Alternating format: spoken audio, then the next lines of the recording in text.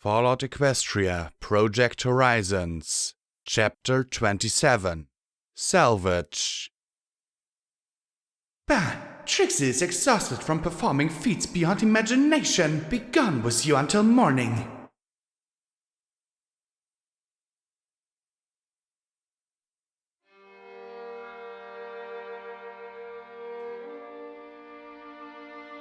The halls of 99 echoed around me with the screams of a dying stable as I lay in the center of the atrium. 1,000 years seemed to pass, the walls rusting before my eyes, the bodies smoldering, liquefying, black fungus spreading from their corpses as the metal pitted and corroded. Acided water hissed and bubbled in pools that slowly ate their way through the floor and covered the walls in a caustic sheen. Through it all, I lay there, not dead. I didn't get that blessing. I couldn't move, didn't want to move. I simply listened to the dripping, the hissing, the groaning of stressed metal, the clatter of breaking glass or tumbling ceramics. The pressure forced the burning chemical I'd unleashed into every pore of my body like countless fiery razors. Still, I lived. I didn't deserve to die. That was for better ponies. Like my friends. I wasn't alone though. Not alone. He was here too, with his head and water-pale eyes. He hadn't come for me. He wouldn't take me. I'd broken, but I still wasn't gone. I just wanted to die, move into the ever-after, become whatever ponies became when life was over and done with. But he wouldn't take me, my stable, my mother, my friends, but not me. Is this hell? I whispered. If so, does that make me the devil? He asked in return. There was nothing to say as the pressure built more and more. Nothing to do but wait, lie there for another 1,000 years. I dropped like a ragdoll to the level below as the floor rotted out beneath me, and the level below that, and the next. Then, finally, I landed in the liquefied remains of Stable 99. Only the pitted feces-colored metal shell of the stable remained, the armor keeping the wasteland out and the poison in. Submerged talismans still bubbled, still faithfully pumping out more and more of the gas. The dealer sat on a long, jagged spur of metal resembling a severed grey wing. That vast shell groaned and creaked above me, beneath me, within me. From far above, a massive stable door, sealed by centuries of corrosion, gave. A hurricane wind blasted the rubble-choked tunnel beyond clear. A shriek like the screams of so long ago. The wind slackened and died. With one final bending, breaking, tearing cry, that armored shell gave way and the hilltop collapsed inward like the hoof of an angry goddess. Finally, I saw it, annihilated with a smile. Is she waking up? Sedate her! Samir cried distantly. We did. She's not responding to the medic. Another answered. Distant blurry lights entered my vision. And pain, but I was used to pain by now. I reached for that blur, pushing through the darkness. If I was alive, then Glory might be as well. All my friends might still be alive. I couldn't lie here and do nothing. A wave pushed me back towards the black, but I refused to succumb. Sweet Celestia, she's still waking up? A bluebell! I already cast it again. The mare panted breathlessly. It's not working. I could see faces now. Bloody faces in paper masks. Unicorns. They had scalpels and little bloody scissors hovering over me. My chest and gut burned as I pulled together my focus. One unicorn's horn flashed, trying to push me back into Stable 99. I fought that urge to sleep, to dream. I'd kill them all. Teal eyes widened in shock as I stared back into them, pulling together a bullet spell as I slowly sat upright. What is she doing? Hold her down! Get her under! Now! Won't let you I choked around the tube in my mouth, my horn glowing white as I readied a shot right at her head. Then hoofs grabbed my shoulders and forced me back down. I saw bugs in filthy white coats, stained and spotted in blood. Glory! I rasped around the tube. Glory! I shouted, then choked. Get a memory orb! The unicorn mare ordered as I struggled. I felt something inside me tear, but I ignored it. It didn't matter how much I hurt now. I had to get free. I had to save my friends. Security, calm down! We're trying to help you! A lie. They were Enclave, or Sanguine, or some pony that was going to sell me out. Betray me. My horn flashed as I struggled and the bugs yelped as my bullet bit into his flank. Some pony blinded me with a rack across my eyes. I fired wildly, desperately. Another sedating urge washed through me like a blanket, the lethargy blurring away the rest of my senses. A glassy sphere was pressed to my horn, but I resisted. Fought. I had to get free. I had to help my friends. Glory. I had to help Glory. Come on, you stubborn idiot! The unicorn mare said, grinding the orb against my horn. Let me save you! Not me, you idiot. Help her. Her wing. Sweet goddesses, her wing. Please. I tried to fire another bullet, but my concentration slipped away. There was a spark. No, Glory. I had to find Glory and all my friends. Glory! I choked, feeling myself cut open and my organs exposed to the chilly air. Then my horn spasmed and the connection was made. The world faded away. Glory.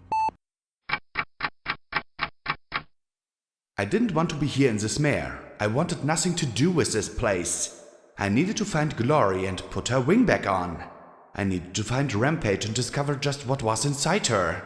To do something to help Lacuna recover from that horrible doll-like state. But instead, I was stuck here. And worst of all, I felt 2 wings. I can't believe we get to go to the Grand Galloping Gala, Twist squealed. She was wearing a green dress which, despite the mint leaves around the collar, looked vaguely like forest camouflage. Oh, I get to wear the pretty dress and have the pretty mane, and look, my hoofs are painted. She squealed as she danced on the sparkly ruby hoofs in glee. Best night ever! I could only wonder how much brushing and blowing it'd taken to get her curly mane to lay flat. I suspected that magic was employed. Famous last words. Vanity replied, smiling indulgently at the ladies and making Twist pout a little. The handsome buck wore a pristine white dress uniform. If your night is pleasant, then consider yourself fortunate. The gala has a well-deserved reputation for driving mares to drink. Do we all have to attend?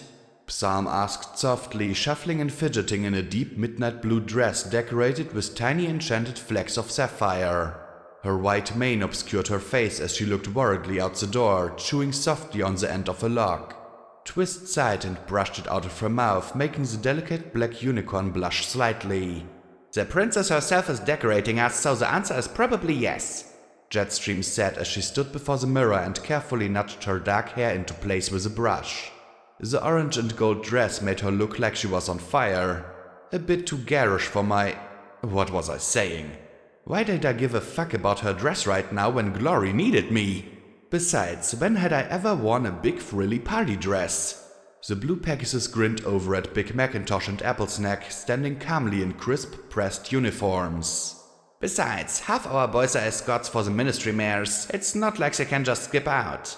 She looked over at Stonewing, who seemed to positively vibrate in anticipation, and gave a soft sigh. I can't believe you set me up with your sister. She's going to hate me.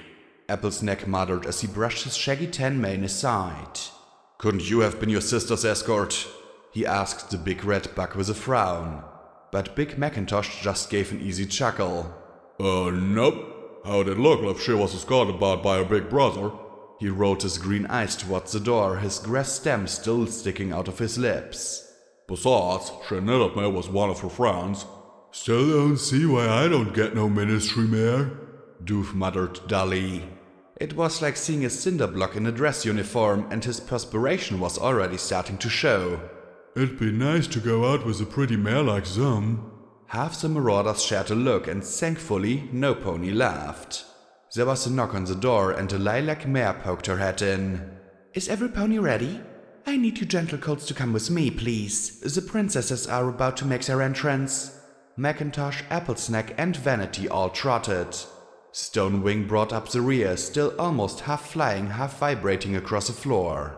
I'd like to go to the gala with the ministry mare too," Echo stuttered. The yellow buck, looking positively tiny out from under the heavy communications equipment, was nearly stepped on as Doof snorted angrily and plodded out the door. "Trust me, Echo, those mares are nothing but trouble," Jetstream said sourly. "And they're missing out by not having a great guy like you at their side." He brightened up immensely at that. "Well, we should probably get to the party too," Twist said, sashaying after the others. Jetstream trotted to Psalm, giving the black unicorn a little nudge on the flank. "Come on, Psalm, it's just a party." "I'd rather not. I haven't done anything that deserves honoring," she whispered, her dark blue eyes looking up into Jetstream's. "Are you sure I can't stay here till it's all over? I don't like crowds." "It won't be so bad. Vanity says it'll probably just be boring aristoponies talking to one another. And once you have your decoration, you can go." "All right," she murmured.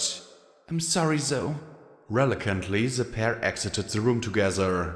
The Grand Galloping Gala was a positively spectacular affair that I might have enjoyed a great deal more if I hadn't been trapped in it while my friends... Mentally, I was climbing the walls, trying to find some way, any way, to get myself out of this memory. I needed to help them, to beg their forgiveness. This was almost worse than leaving them to die. They'd been hurt following me. I'd never seen more stuffed shirts and fancy dresses in my life. The gala was clearly the social event of the year. Even more so given that, from the snippets of conversation rising around us, this was apparently Luna's first. It seemed that there was more than a little apprehension from the aristoponies that the gala would dissolve into a common carnival slog. Could you imagine? How gosh! We trotted past the unicorn buck with the unicorn mare on either side of him. I wished I could plunge a sword into his heart and save 2 lives and 1 soul. "How dare she pick him over me? I'm the eldest. It should have been me," he muttered to the bored-looking mares to either side of him. Trumpets blared and formal processional music began to play. Twilight Sparkle entered in a splendid gown of purple and swirling silver galaxies. Macintosh trotted at her side, his eyes steady and his lips curled in that casual, confident smile. They approached the wide, central throne dais. Applejack, dressed in surprisingly normal business-like attire, entered alongside Applesnack, the former doing her best to smile as casually as her brother while the latter did his best not to be sick. From the doorway flew Rainbow Dash in a dress that could almost pass for a uniform, a grinning Stonewing beside her. There was some applause and cheering from the crowd, which the ministry mare obviously relished. Jetstream gave a little sigh. Pinkie Pie bounced in on her hoofs with an escort on either side. The buck and the mare were decorated as formally as 2 clowns could possibly dress, but the rainbow wigs still killed it. Then I was astonished to see Fluttershy enter in a simple white gown decorated with pearls and rubies. The design was vaguely reminiscent of a nurse's uniform. At her side, walking with pain evident in his face, was the scarred Golden Blood. More than once he broke stride, coughing for breath as she waited patiently with a concerned and tender expression. Of course, that was how she always looked. Rarity and Vanity entered with a fanfare, and almost every pony save one gave a collective gasp of approval at her exquisite gown.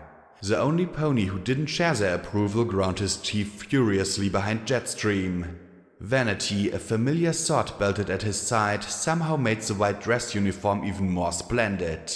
For a few seconds he gazed straight at Jetstream, and I knew that he would have rather had her by his side than the magnificent unicorn mare.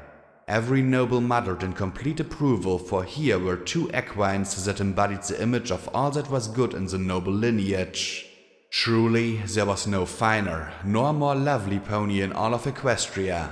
Or was there? The lights dimmed as a great glowing orb and a shining silver sphere drifted from on high to land side by side at the entrance. Celestia looked as she always had. Perhaps a little more tired and worn, but glorious as ever. Beside her, young and vibrant and confident, stood Luna, and side by side the princesses walked through a procession struck dumb with adoration. There was Rarity at her finest, and then there was this.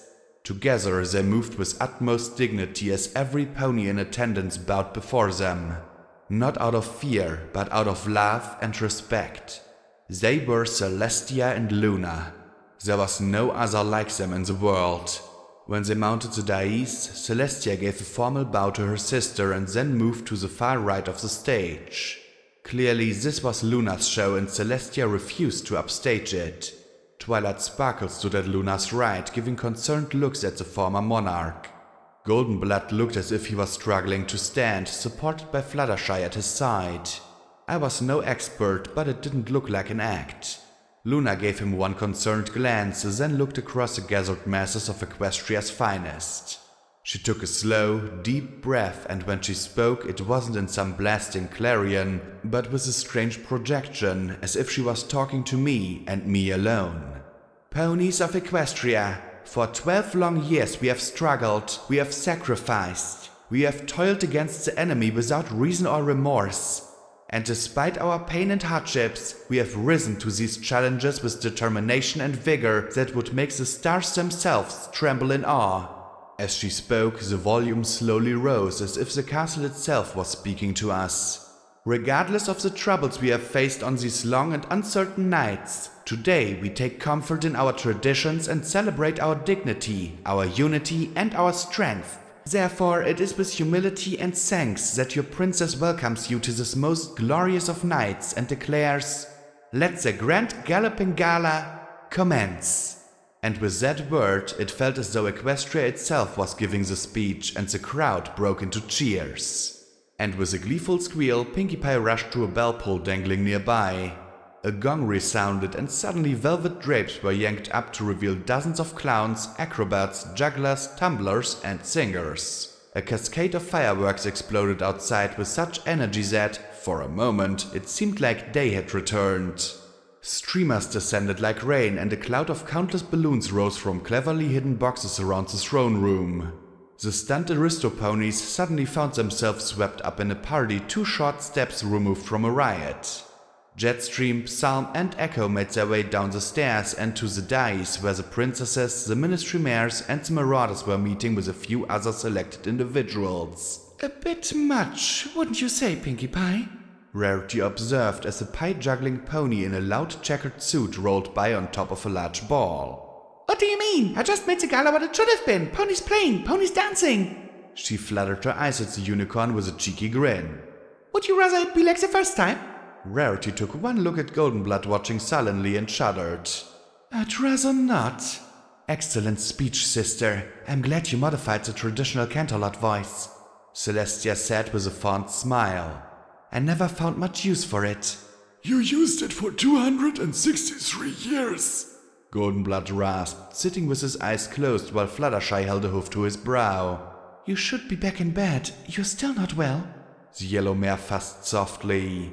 Oh, I should last another hour or so, he said as he looked at Rarity. Wouldn't you say? Well, it would get their attention elsewhere, Rarity said with a small worried frown. But only if you're sure. I'd hate to cause a spectacle, he rasped softly, cuffing into a handkerchief. Fluttershy pulled out a healing potion from the dress. Apparently, the similarity to a nurse's uniform didn't end with the style. For just a few seconds, he was the focus of a great number of ponies as he drank the restorative draught. The ministry mayor of the Ministry of Peace, dressed as a nurse, is giving aid to a member of the aristocracy, Vanity said softly from beside Jetstream. Very well done, nephew. The look Rarity was giving Goldenblood was far less admiring. In fact, it looked like a faint expression of unease. You're not staying, princess? Twilight Sparkle asked as Celestia turned away, walking towards an exit behind the throne. The rainbow-maned Alicorn looked back at Twilight and shook her head with a sad little smile. No, I'm afraid my heart isn't in celebrations. Besides, she said a touch coolly, glancing at Goldenblood cuffing pink and red flecks into the handkerchief. I wouldn't want to detract from my sister. Goldenblood gave a merciless smile as he looked up at Celestia before clenching his eyes in another fit of soft coughing. He looked almost ashamed. Celestia extended a hoof to Luna's shoulder and said as if sending her off to battle, "Good luck, Luna. Stay strong. The Gala has broken great and powerful ponies before." "I think I can handle some aristoponies at a party, sister," Luna said as if a touch insulted at the implication that she couldn't. "You'd be surprised at just how they can push you if you're not careful," Celestia warned as she looked at the crowds. "Oh, like the 131st Gala where you transformed half the attendees into frogs and the other half into pigs?" Twilight offered with a kind smile. At her friend's looks, she flushed. "I was curious whether our experience really was the worst gala ever." Celestia shuddered. "Yes, exactly like that one. I don't think any pony looked me in the eye for 2 years after that." With that, the princess gave Twilight a parting nod and smile and walked quietly towards the exit. "I suppose we should mingle and chat things up with folks?" Applejack asked, looking as if she'd rather chew tracks than waste time talking to all these snobby ponies. Pinkie Pie bounced along with a crowd of performers, giggling wildly. "No, silly, we should have fun," she said with a squeal. Fun was certainly a relative term. I'd been known to get a little crazy from time to time, but never on the scale that Pinkie Pie operated on. I wondered if, in the time since founding her ministry, she'd opened a school for clowning specifically to have the number of performers needed for the gala. They were everywhere and the aristoponies seemed stunned, unable to figure out what the proper actions were. No ponies would dare leave with the princess in attendance. The ministry mares and their escorts started to break up into clumps and mix in with the chaos. Jetstream was left with Echo, the pair having the dubious distinction of being the least interesting ponies to talk to. Other than Doof, who saw the buffet and never looked back. "I'm telling you, they're all a bunch of lying, cheating, no-good snakes, the whole lot of them," Applejack complained bitterly to a knot of aristocrats, and one mime doing her best to imitate Applejack's scornful looks and motions behind her back as we passed. "They'll take whatever you give them, then they'll sell for twice what it costs them in the first place." Rarity coughed delicately, commenting, "Applejack, I think that's what we call profit margins." Behind the orange mare, Applesnack grabbed the mime in a hooflock. "Really? It's what I'm calling profiteering. And greedy shenanigans. I'm trying to keep 'em honest by putting some kin in charge and seeing if that helps straighten 'em up. I got no complaints if they make a bit or two, but they ain't get away with what they done before," Applejack said with a firm stomp that coincided perfectly with Applesnack pounding the mime clear over the crowd. "Well, surely there must be some you can work with. You're putting Brayburn in charge of Ironshot firearms," Rarity said with clear concern. Applejack gave a sheepish smile. Rowdy, not sure you noticed, but Brayburn's got a few tumbleweeds in his acre." The white unicorn nodded thoughtfully. Yes, he does seem a bit distracted at times." "And his family. The rest of them? Hippocampus, Flash, Boom. I walk into a room and it's like they're just nodding and waiting for me to leave so they can continue their shenanigans. I feel like I'm false-selling." "I wish I could make some recommendations, but I'm afraid most of my contracts are limited to my own ministry." Rarity gave Applejack a sympathetic smile. "Oh, Goldenblood suggested a few business ponies, but I can't tell them from the snacks." Rarity looked decidedly unhappy with the mention of the sickly pony as Applejack went on. "Horse is the only one I've met who doesn't seem to give a damn how many bits he can pull out of this war. Cares more about his gadgets than making money, but Golden told me I should be careful with him. Careful." "Well, as useful as Goldenblood might be, I don't need him to tell me how to run my business," Rarity declared firmly. "Oh, he's meddling an image too?" Rarity opened her mouth, then barked. No, he really isn't. He's not telling me things that I wouldn't have done myself." Her lips pressed together as she looked across the room towards Fluttershy. "But I still don't like him. But whatever he was fell out of earshot as Jetstream strolled away. Normally I'd have been fascinated, but right now all I could do was wonder if my friends were alive. I knew better than to hope that they were okay. Jetstream wandered through the crowd, clearly looking for the grey Pegasus. Pinkie Pie was dancing on the piano in one room, grinning with an expression of have fun or else. "I was just wondering if I could ask you something about Miss Maripona," Big Macintosh said in his low, confident voice. He was standing with Twilight Sparkle in an alcove off to the side, and Jetstream peeked a little closer, her ears twitching. I'd be curious too if I wasn't thinking about Lacunae following me about like a broken doll. When was the stupid memory going to end? Who? Twilight Sparkle blinked in confusion. Mary Pony? Twilight Sparkle suddenly started. Oh, yes, Mary Pony. She laughed awkwardly. I get her confused, with the Splendid Valley side. It happens all the time. She said with an embarrassed smile.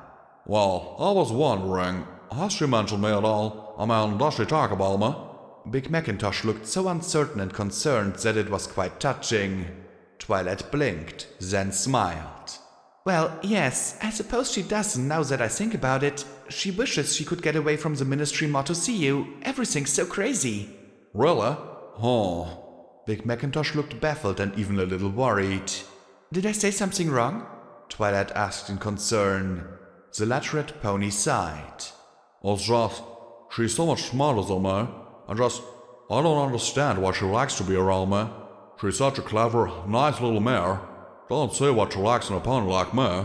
Twilight blinked and then smiled a little. Oh, don't worry about that, really. She sighed as she looked at her polished hoofs. At the Ministry, everything is crazy. I mean, you throw so many eggheads into one room and there's so many ideas flying around that by the end of the day, you feel fried. A pony like you who's... She trailed off and he smiled down at her as she fished for words. Simple, Big Macintosh offered and she blushed. Easygoing, Twilight countered with a smile. It lets a pony like her unwind and relax from all the pressure we deal with at the Ministry. Twilight sighed as she looked back at the crowded room. Trust me, being smart isn't a guarantee for being happy. Then she returned her gaze to him with a smile. And you make her happy. Big Macintosh's mood quite obviously improved as his casual smile returned. Well, thank you, Twilight. I hope you'll tell her I look forward to seeing her again. I was thinking on taking her to a hoofball game with some of the other marauders. A hoofball? Twilight Sparkle blinked in confusion and a little unease. Well, I don't think she's ever been to a hoofball game. The purple mare rubbed her chin thoughtfully. Sure, it'll probably be fun. Oh, yep. He agreed with a nod. Then I'll be sure to ask her. Thanks, Twilight.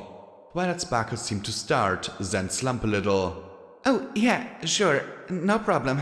Normally, I would have been interested in the pair and curious about the implications, but at the moment I was simply wondering if I'd be trapped in this memory for hours. Days? How long could a memory orb last? It wasn't a bad memory. In fact, compared to many memories I'd experienced, I'd normally enjoy the party and obvious fun. Pinkie Pie had taken the stuffed aristoponies and forced all her gaudy, gauche, glittery gala games into their dreary, dignified lives. Clearly, it was not what they were used to, but no one dared to complain with the princess doubling her fun. There was joy and laughter too. Two gorgeous, tumbling fillies kissed Echo's cheeks simultaneously, making the young buck blush to his hoofs. Doof had found the cheese tray and its unfortunate digestive implications to any pony downwind. Stonewing flew through a solid wall, much to the amazement of the onlookers, including Rainbow Dash and the chagrin of Big Macintosh. Vanity and rarity drifted through a respite and a focus of calm and civility. The gala accumulated with the marauders getting medals for their work and securing some coal mine or another east of Huffington and holding it against overwhelming odds. Finally, the party started to wind down and Jetstream heard a mare cry out. Help! Someone, please help! My host took to the air and swooped down the hall like a comet. She found Fluttershy in an alcove with a collapsed, coughing and rasping Goldenblood. She was pressing a hoof to his throat. Your heartbeat is irregular and very weak. We need to get you to the hospital.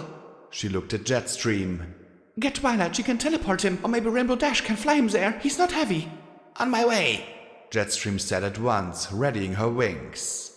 Stop! Goldenblood rasped as Jetstream turned to follow Fluttershy's instructions.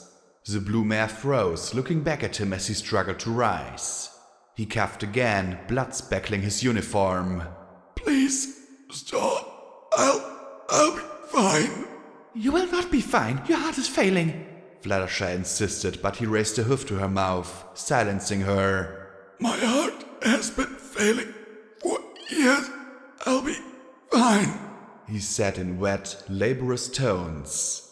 Just another hour, then Luna will have retired and the important ponies will have gone home. He spasmed and hugged his scarred chest, wet cuffs rasping softly in his torso. Everything must go perfectly tonight, right to the end. But why? Fluttershy asked in concern, brushing his sweaty golden mane from his scarred forehead. Where the nobles go, the people follow. Luna is changing things. They have to accept her, accept the ministries, support both. He said in short, breathless gasps. Confidence in Luna is all that matters now. If the nobles believe, the people believe, and they will fight for her because they will believe in her. He panted as she held him closely. An hour and I'll go. Fluttershy's gaze hardened. I'm not going to let a patient of mine die. We're getting twilight. Twilight needs to be seen with Luna now. He insisted as he held her foreleg with his clammy grip. Half an hour, then every pony will be leaving. The attention can go off Luna. He squeezed her foreleg. Please, Fluttershy, my life doesn't matter compared to you seven. Please. I can fly him, Jetstream said confidently. No one will miss me. I got my medal. I can fly him to the hospital and you can follow me. Fluttershy looked down at him with a gentle smile. We're going to get you to the hospital, Goldenblood, and I'll find some way to make you all better, and you're not going to argue, understood? Jetstream shed the frilly dress and, with Fluttershy's help, carefully got Goldenblood on her back between her wings. You should stay here, the six, with Luna, symbolic. Does he always talk this much? Jetstream asked as she adjusted his weight. He is a very bad patient, Fluttershy said quietly as, together, they flew out of the sight of the palace. The shadow and firework flashes hit them as they moved together out over the city. And not a very good escort. I'm sorry. Goldenblood muttered with alarming weakness between gasps as they flew into the night amidst the firework and sparklers. That's okay. I'm not very good with big parties anyway, Fluttershy replied as she flew close behind him. But I'll take care of you, Golden. I'll take care of you. As the memory faded away, I was left lying on my back in a bed, a blindfold wrapped across my eyes and tied in place. I lifted the hoof to push the blindfold away, only to find it restrained by a hoof cuff. I jerked all my limbs once, finding them all strapped down. I jerked again and again. Like the memory orb? A mare sat to my side and I turned my head in her direction, my horn starting to glow to remove the blindfold. Something heavy tapped against my horn. Don't! You hurt 2 of my nurses! Take that blindfold off and I'll smash your horn. Then dump you outside for the ghouls. Understand? Where are my friends? Who are you? Where am I? I asked. If this was the Enclave, then I was going to take them all apart or die trying. The mare sighed. Your friends are alive. Some of them are still in serious condition. My name is Dr. Triage. You're at the university. You're a guest of the collegiate. There was a pause. I'm going to remove your blindfold. Please stay calm. We almost killed you trying to sedate you earlier. I felt the blindfold slowly tucked away in my eyes. My right eye. There was a bandage over my left, trying to focus on the mare before me. Everything was blurry and sparkles danced in the corners of my vision as I struggled to focus on the pale blue unicorn with the deep indigo mane. Her doctor's coat was speckled with blood. I gave a tug on my cuffs and she arched a brow skeptically. I want to see my friends, I said as evenly as possible. She sighed again. Why does no pony ever listen to their doctor? Walking to the door, she pushed it open. I need a wheelchair, please! She called down the hall before returning to my bed. Now, I want you to stay calm. We went through some rather extraordinary measures, trying to save you. If you hadn't helped us at the Fluttershy Clinic, well... How's Glory? I asked softly. See? Look at me being a picture of calm. She's stable, and in better shape than you are. You have severe biomagical contamination. The damage is extensive. We had to place you in the autonomous healing booth just to stabilize you long enough for surgery to remove the necrotic tissue and put you back for a second run. Be glad the professor likes you. I don't recall her allowing any pony 2 trips through the tube before. She lifted the key with her magic. I'm telling you all this because it took nearly 6 hours to put you back together, and I don't want you to ruin that work with an overdose of stupid. One by one, she removed the cuffs. I need to see my friends. Now! I said resolutely as I slowly rolled out of bed and on the floor. Then I fought the urge to scream as my legs bent under me and I collapsed onto the yellowed tile. My legs bowed before my eyes. They weren't supposed to bend like that. You really need to listen to your doctor, she said as her blue magical glow wrapped around me and laid me back down on the bed. Several of your bones have transformed into something the consistency of thick rubber. We're trying to find a treatment to strengthen your limbs.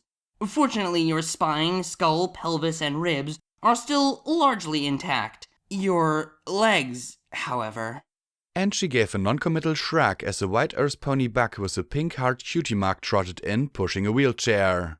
Tell me Glory's condition. Were you... I swallowed hard. How could I just ask if they could get her wing back on? We were able to stop the internal bleeding in the 4 of you. The alicorn... well, I won't hazard a guess to her physiology. Rampage recovered on her own. She was the one who found us, went right to the professor. Triage said as she carefully lifted me once more and put me in the chair. With my left eye covered by the bandage, I had to keep turning my head to see things. We exited into a far grimier hospital hall than the Fluttershy clinic. But at least this one didn't have play written on the walls. She trotted ahead as the buck pushed me along. Believe it or not, your injuries were by far the most severe. Physically, at least. Blackjack! Rampage shouted, rushing down the hall and shoving aside any pony who got in her path like a one-filly avalanche. She slid on the tiles and only Triage's magic stopped her from slamming into me. How are you? They said you were stable, but how are you? She asked, her eyes huge and round. She put her weight on my knee and I grit my teeth as I felt it bend. She jerked her legs back and the expression on her face somehow made the sensation even worse. I'm fine. We're going to check on Glory, I said as I brushed her mane. From the horrified look on her face, my heart began to thud limply in my chest. What happened, Rampage? I don't know. I don't remember anything after we went down those stairs. When I came to, we were on an elevator that opened up at a construction site near the university. I came straight here for help. She was very insistent, Triage said softly as she trotted ahead of us. I think she swore a personal, unending, eternal war of annihilation if we didn't help you right away. Fortunately, the professor agreed. I would have too, Rampage replied with a scowl. Triage simply rolled her eyes with a soft huff. Rampage, how's Glory? You've seen her, haven't you? I asked, and she quickly looked away as the orderly stopped pushing me. The other staff in the grimy ward watched me warily. Given that I could shoot them with a look, that wasn't much of a surprise. I haven't been to see any pony except P21, Rampage said softly. I didn't want, anything to happen. She bit her lip. Since I woke up, I keep feeling, I don't think I'm safe, She looked at me with shame in her pink eyes before she quietly stepped back. Magic glowed around the wheelchair as Triage pulled me the last few feet into the dirty, dim, dank room. Oh, Glory. I wanted to weep as I saw her lying still in the decrepit hospital bed. A magical monitor beeped softly as she lay on her stomach with a blanket around her haunches. One grey wing lay slack at her side. The other wasn't. I shook as I stretched a hoof out towards her, tears running down my cheeks as I watched my outstretched limbs slowly droop as the muzzles cramped. I hugged my leg to my chest as I looked at her, unconscious. You couldn't save her wing? Put her in the medical restoration thingy again? I muttered sickly with a sniff, my body starting to shake. This was my fault. I had caused nothing but pain and misery in her life. Do something, please, I said as I twisted and grabbed her dirty medical coat between my hoofs. I'll do anything you want, just fix her. Triage just sighed. we can't. When her wing was separated from her body, putrefaction began immediately. All that reached the top of the lift was bone, dead meat, and feathers. Give her Hydra something. I begged, gritting my teeth as I felt my forelimbs bend. I can't leave her like this. Triage grunted in annoyed resignation. Even if it could work, the amount of Hydra we'd have to use would probably induce such massive amounts of taint contamination, she'd be dead anyway. Just like you. She said as she lifted the clipboard. Contamination? Me? I muttered sickly. I haven't seen taint corruption like yours in a long time. You should have seen your heart. We removed at least half a dozen tumors from your lungs and lymphatic system. I can't even begin to guess what it's doing to your skeletal structure. She poked me in the chest with the clipboard. You know what? Forget your bones. She said as her lips curled in an angry smirk. I can't even begin to guess how it's fucking with your brain. My brain? I muttered dully, receiving a look like I'd just proven her argument. The brain's an organ, and your organs are fucked. I'm having trouble finding biological systems that aren't compromised on some level. Muscles, epidermis, looks like your contraception implants spared your reproductive bit. That's about it, though. She said as she looked at the clipboard. You know, a rare few might get exposed to taint and get some decent benefit from it, like regeneration or the like, but most, like you, just die.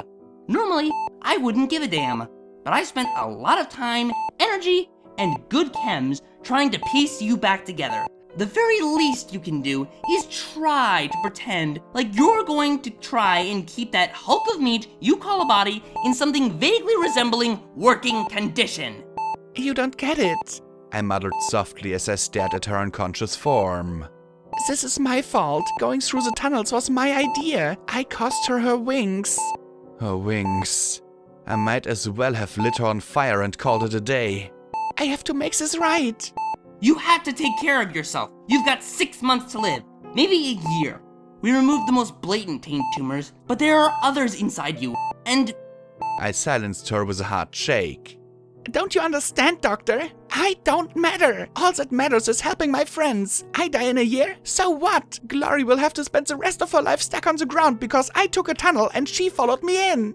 I clenched my eyes shut, trying to control my shaking. I have to help her fly again. Tell me there's a way. Triage staggered back out of reach and I tumbled right out of the chair and sprawled on my face. Incredible. I've heard DJ Palmtree talk about you, but I never thought it could possibly be true. She said as I tried to get my limbs under me. Triage lifted my chin with her hoof and stared into my eye with wonder. How the fuck aren't you dead yet? Her tone was one of marvel and sick disgust. You're telling me that you seriously, sincerely, don't give a damn about yourself? You're willing to die and rot so long as you're helping others? We should have just let you die and save ourselves the materials. Funny, I thought helping others was a good thing. I muttered. You're the second doctor I've met who thought I was stupid for hurting myself to help others. She stared into my eye and shook her head slowly. What good is your help if it kills you? You think ponies won't need your help after you're gone? That your friends won't need you? If you don't take care of yourself, then all you're doing is sick, masochistic suicide. And I don't waste my skills and effort on suicide cases. She shoved me away, stood and levitated me back into the chair. As to your friend, I've only had 2 Pegasus patients before her, neither of which had severed wings. I suggest that if you want a more informed opinion, you can just crawl down the road to the skyport and ask the Pegasi there if they have some treatment for regrowing a wing, because I don't. And with that, she trotted out of the room. I sat there for the longest time, using my magic to nudge myself closer to the bed. I reached out, gently stroking her choppy, amethyst mane as I dreaded when she'd finally wake. It was growing out quite fast. Pretty soon it'd be sick enough for her to hide behind again. A soft clearing of the throat made me look over at P21. Rampage was curled up outside the door, looking as lost as I felt. "Hey," he said softly. Hey yourself. He looked worried, scared, worried for me, but I also noticed something else. He wasn't limping anymore. I looked back and saw the brace was gone from his rear leg. They fixed it? Apparently that regeneration boost is some heavy-duty magic. Removes the scarring. I finally feel like I can walk without my leg falling off, which is good because that innervation almost fused my entire leg. He said with a merciless smile. Scotch tape and lacunae are in a bad way. Scotch tape had some major internal bleeding. I think being younger she was more susceptible to the magical fields. She's not talking to any pony. And lacunae just stands there. She'll follow you if you lead her, but that's about it. I closed my eyes. I didn't know how I could possibly help them, but I had to. I had to help them. At least you're still with me, I said with a smile as I reached over to nudge his shoulder with my limp limb. But his sad smile melted away as he looked off to the side with a worried frown. What? What is it? His blue eyes looked away at the wall, the door, Glory, anything that wasn't me. I'm not sure I can keep doing this, Blackjack. I don't know why we keep throwing ourselves into harm's way over and over again. 99 is done. Throw EC-1101 in the river or down that shaft or something and let's go back to Chapel and have some kind of life again with no monsters or killing. Just a quiet life for as long as we can. He closed his eyes. Priest is there. Sakashi, the Crusaders, even Charity. He pressed his lips together and gave a snotty sniff. I found someone that makes me feel whole and complete and I don't want to lose it again. I was down in that hole and I was going to die. I was going to lose it all forever and I almost let it happen. And if you keep on doing this... You will, I said softly, feeling as though my rotting, worthless heart had been ripped from my chest and only a void remained inside. I closed my eyes, feeling the ache. And what hurt the most was that he was right. I was cursed. I was like a walking ball of pain and misery, and every pony I encountered, good, bad, or otherwise, was smashed apart as I rolled along. I used to think that if I kept my friends close, at least I could take the hurt myself. Catch the bullets with my damn hide. But I couldn't do that anymore. I tried to be strong, but I wasn't strong enough. I tried to be tough, but I wasn't tough enough. Hell, I couldn't even take care of myself anymore. Well then, as soon as you're all feeling better, you should go, I said. Head back to Chapel. You're smart and clever. They'll need you if they're going to build that place right. Take Glory and Scotch tape with you. Lacunae too, and Rampage if they'll let her. But you won't be coming with us? I can't, I said softly, closing my eyes. There's something bad in Huffington. Something bad that started a long time ago. Goldenblood did something, some plan or plot involving EC-1101. Besides, if I did go to Chapel, the trouble would follow me there too. What does it matter, Blackjack? It was 200 years ago. It matters! I snapped, glaring at him. He looked shocked at my reaction and I drew a shaky breath. One thing I'm absolutely sure of is that Goldenblood didn't do anything that didn't matter. And I just know deep in my soul that it's bad. Maybe it was that thing I shot with Folly. Maybe it's whoever Sanguine serves. I don't know. All I know is that some pony needs to stop it or Huffington will just keep killing. If the killing isn't going to stop, I can't give up. He just stared at me with that sad-eyed gaze. You're incredible, Blackjack. You really are, but I'm not. I'm sorry, he said quietly as he hung his head again. Don't be. It's a smart thing to do, I murmured quietly. And you know me, I'm an idiot. He sniffed as he rose to his hoofs and quietly left the hospital room. I simply reached forward and stroked her cheek again, trying to ignore the bones bending in my leg. He was doing the right thing. He was a smart pony.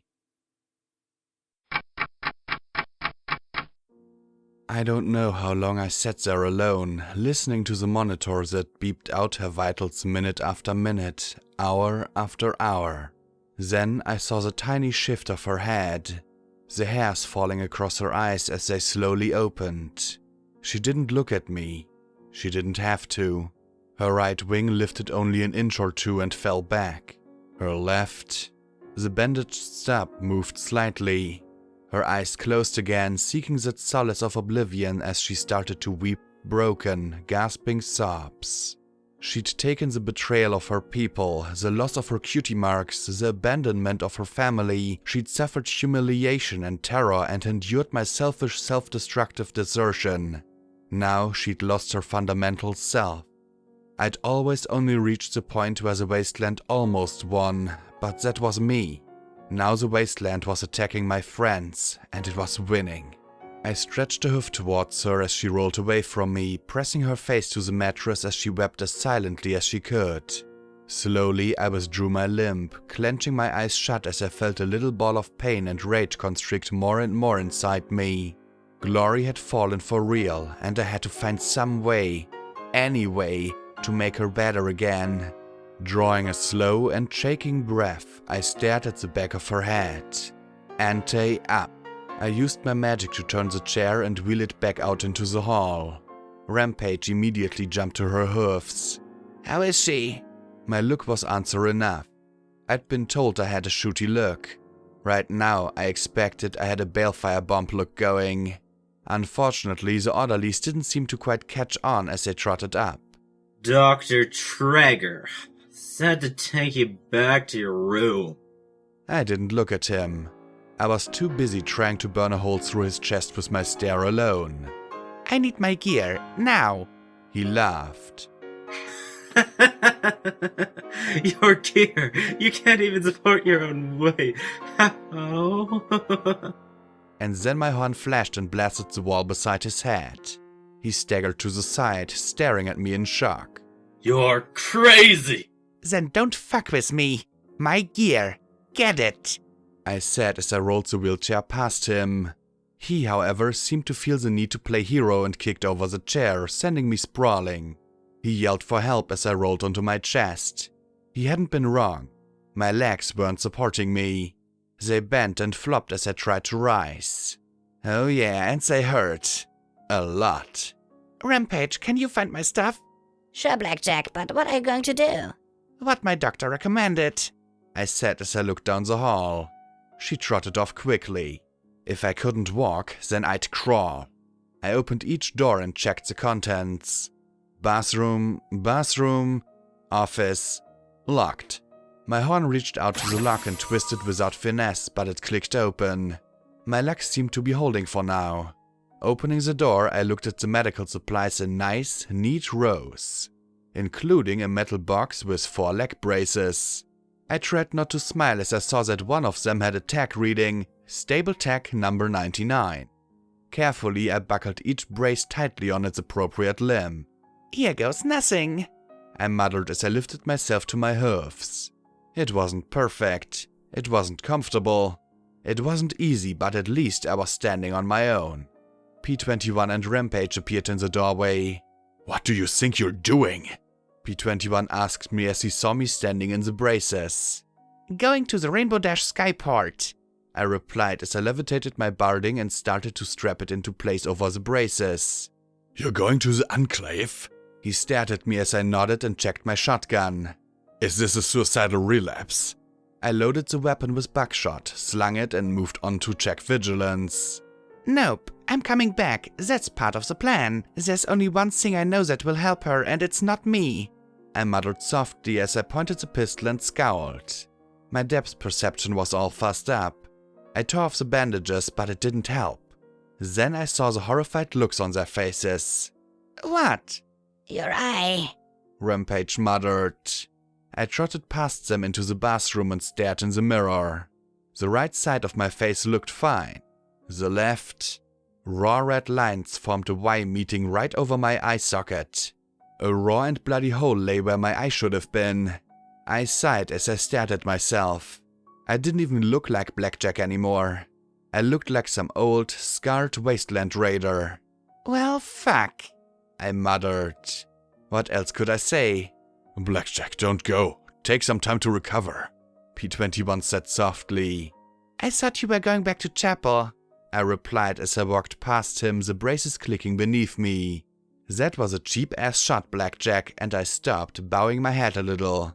I have to go. I have to help her, don't you see? If we just let her go after we left Weather Station 4, she never would have gotten hurt. She didn't deserve any of this. So I'm going to find the only thing in the wasteland I think can help, or I'm going to go stark raving mad. I glanced back over my shoulder at him. I don't expect either of you to come with me. In fact, you should be going back to chapel. The further you are from me, the safer you'll be. Without another word, I left my friends behind, where they were safe. No pony tried to stop me on my way to the exit. I drew every look though as I stepped out into the foggy day. Great, as if Huffington's normal drizzle wasn't bad enough.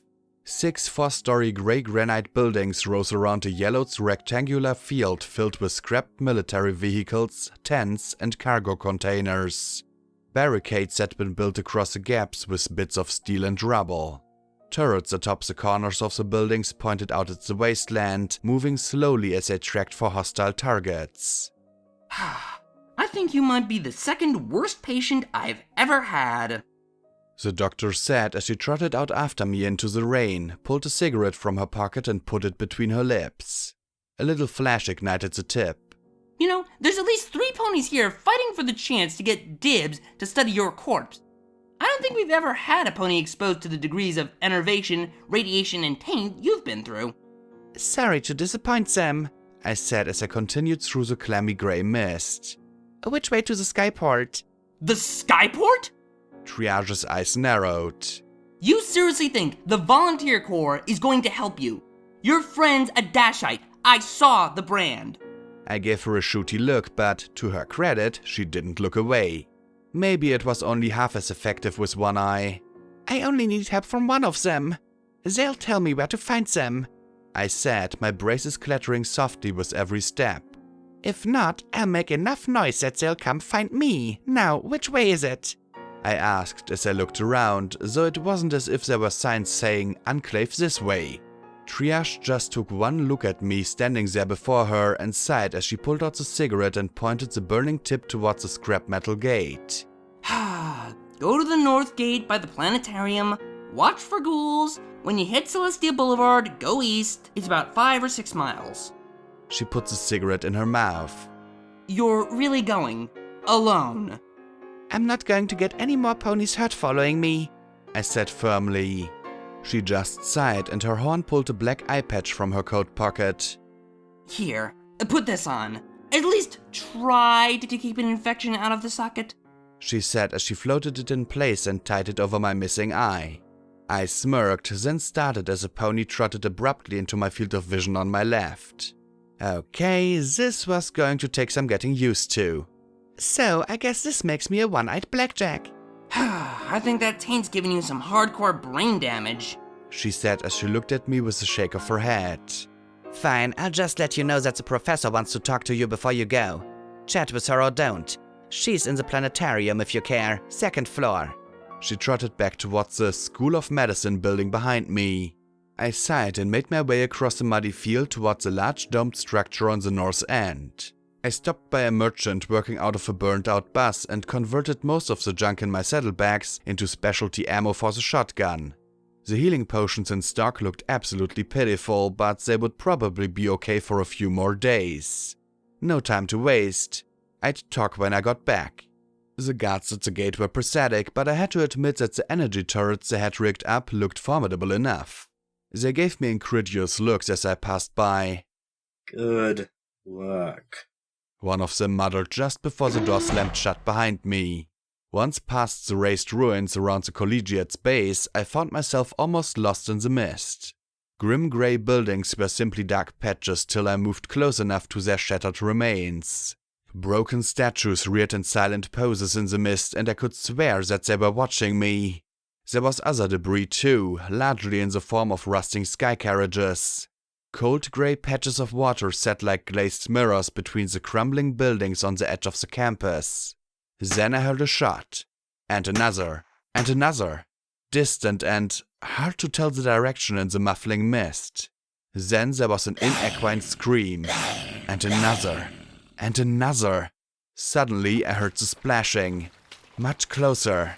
I twisted my head in time to see a mottled black and red boiled pony lunge out of the fog at me. I brought my shotgun up to its neck to block its lunging bite, forcing me to push back with my forehoofs as its splintered and jagged teeth chomped at the air before my face.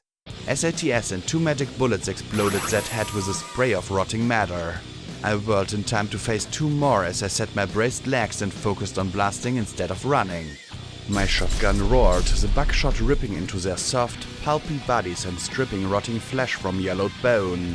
As soon as I dropped, I reloaded, bringing out the sword as more raced at me. I didn't really know how to fight with a sword, so I treated it like a baton. A disturbingly sharp baton. The razor edge cut into them quite nicely, and once or twice I was even lucky enough to hew off limbs. The shotgun rendered their skulls to bloody goo. My braced legs clicked and strained under my barding as they bit and snapped at any limbs they could get their mouth on. Why? I shouted over the hissing and snapping. I brought the sword down and split the leathery hide of one ghoul's face. Are ghouls? I cut the blade horizontally across another's throat that was rewarded with its head arcing off completely. Always? I pressed the shotgun to another's chest and, with a sickening pop, blasted rotten guts and rancid organs out of its torso. Another shot to the face finished it. Hungry! I yelled as I emptied the last 2 shells into one, trying to chew through both brace and barding on my hind leg. More and more came out, and soon I was forced to move as they flanked me. Whatever the reason inside their feral brains, I was food. Better still, I was slow food. I just couldn't move as fast or smoothly with the braces on. Their undead jaws and broken hooves pummeled my already not quite intact body, and I was firing as fast as I could, reload while slashing wildly behind me with a sword. I was lucky I didn't cut off my own tail. The flechette rounds, however, proved my salvation. The razor-sharp darts shredded the pulpy flesh even more efficiently than buckshot. With their grey flesh rendered to reeking goo, they fell one after the next. Then, as fast as they appeared, the last one fell. I gasped for breath, turning this way and that. There were still red bars in the fog, but for the moment I wasn't being attacked. I wiped their gunk off the sword, reloaded with flechettes, and continued along the broken road north. I wasn't alone anymore either. The dealer trotted along beside me. You sure about this, Blackjack? It's not like last time. I'm not going to die. I'm going to get help for my friend, I said as I trotted along a flooded street through the fog. There were more gunshots ahead, more ponies I'd probably have to kill. Alone? It's better this way. This way, the only pony who gets hurt is me. I have to walk it alone, I replied, feeling the hollow inside me. P21 knows it. He's the only one brave enough to admit it. He said nothing as we walked side by side. You ever think maybe you should just accept what happened to her? I really wished that I could shoot him. Really? Accept what? That Glory will never fly again? No, I can't accept that. I kept my eyes locked straight ahead. There were more red marks that way too. Maybe you'll have to. Shut up! I screamed at him. What is the point of you? I'm fucked up enough in the head without having my stupid brain telling me what I already know. I've accepted that I'm the cunt that cost her everything. Now I'm going to give something back to her. The only thing that I can give back to her. The gunshots were becoming louder, and then I came across them. 2 ponies trapped on a second-story ledge accessible only by thin ramps of debris. It was the only thing keeping them alive, as a dozen or so ghouls slowly crawled up towards them. Their low-caliber rifle was barely adequate for rat roaches and bloat sprites, and feral ghouls, soon as they got tired or ran out of bullets, they'd be ghoul chow. I didn't care. As I stared at the scene, I realized that I didn't care that they were going to die. I didn't know those 2 ponies. I didn't need to help them. I didn't want to help them. I could simply back away, go around, and get to the skyport to help the 1 pony that did need my help. Even if I did help them, they would probably shoot me. Or I'd have to escort them back to the university. Or worse, they'd want to hang around me. In that instant, I stopped being security. I was just another wasteland scavenger, tainted and corrupted and putting myself first. I might not have had a clue what my virtue was, but at this moment I knew I didn't have it. I slowly backed away, looking for a way around. A blue Pegasus inside my head was very put out with me. They all were. This was the antithesis of awesome. I heard one of the mares calling for help. I clenched my eyes shut, tapping the barrel of my gun against my forehead. Yep, she's right, Blackjack. You're brain damaged. It's the only explanation. With a scream, I charged. Okay, trotted rapidly towards the mass of ghouls, firing cones of razor-sharp metal into the wheeling, hissing ghouls. A few of the glowing variety received SATS-guided magic rounds into their noggins. The rest were slowly abraded away by shotgun flechettes. The swinging blade kept them at bay as I reloaded and resumed tearing out chunk after chunk of dead pony flesh. Finally, I blew the legs out from under the last ghoul. My horns throbbed so badly that I wondered if it would go the way of my eye and just explode or something. Then the pink unicorn mare poked her head out, levitating the rifle at me warily. A bloody earth pony mare peeked out next to her. Then so did two foals. Thanks the goddess, it's security! Security saved us! She exclaimed as she lifted the rifle from me. With a clatter, my legs gave out beneath me and I fell soundly on my rump as the fog clattered down the narrow ramp towards me. The brown earth pony mare's battle saddle had gotten twisted and fouled, the hunting rifles pointing uselessly beneath her. The pink unicorn paused, looking worried again. Are you alright, security mare? No. I almost let you die. I nearly trotted off to let you and her and your young become lunch for ghouls. Yeah, sure, no problem, no big deal for me, I said with a grimace. Are you heading south? Mm-hmm, the brown mare said with an enthusiastic nod. The Eckheads have a book bounty, 100 caps for any pre-war book that's undamaged. It's tough to find books that aren't pulped though. Well, I fought a bunch of ghouls a little while ago between here and the college. If you hurry, it should still be clear. I looked at the brown mare's rifles. Want to trade rifle rounds for shotgun shells? 20s? The pink unicorn asked hopefully. I shook my head. 12s. We don't have many 12 gogs. The unicorn said as she levitated out a half-full cardboard box. Just buckshot. I'll trade you 30 rounds of hunting ammo for them. Almost 2 for 1, but who was using math? We've also got fresh food from the Enclave, the brown unicorn added. I felt a chill go down my spine. I'll buy every bit you have, 3 bullets each, I said without hesitation. I had plenty of ammo, and hopefully they hadn't eaten any of it. Looking confused, they agreed. The 4 hurried to the south, eager to get to the shelter of the eggheads. I waited till they disappeared into the fog and dumped 4 apples, 3 carrots, and a head of lettuce into the mud.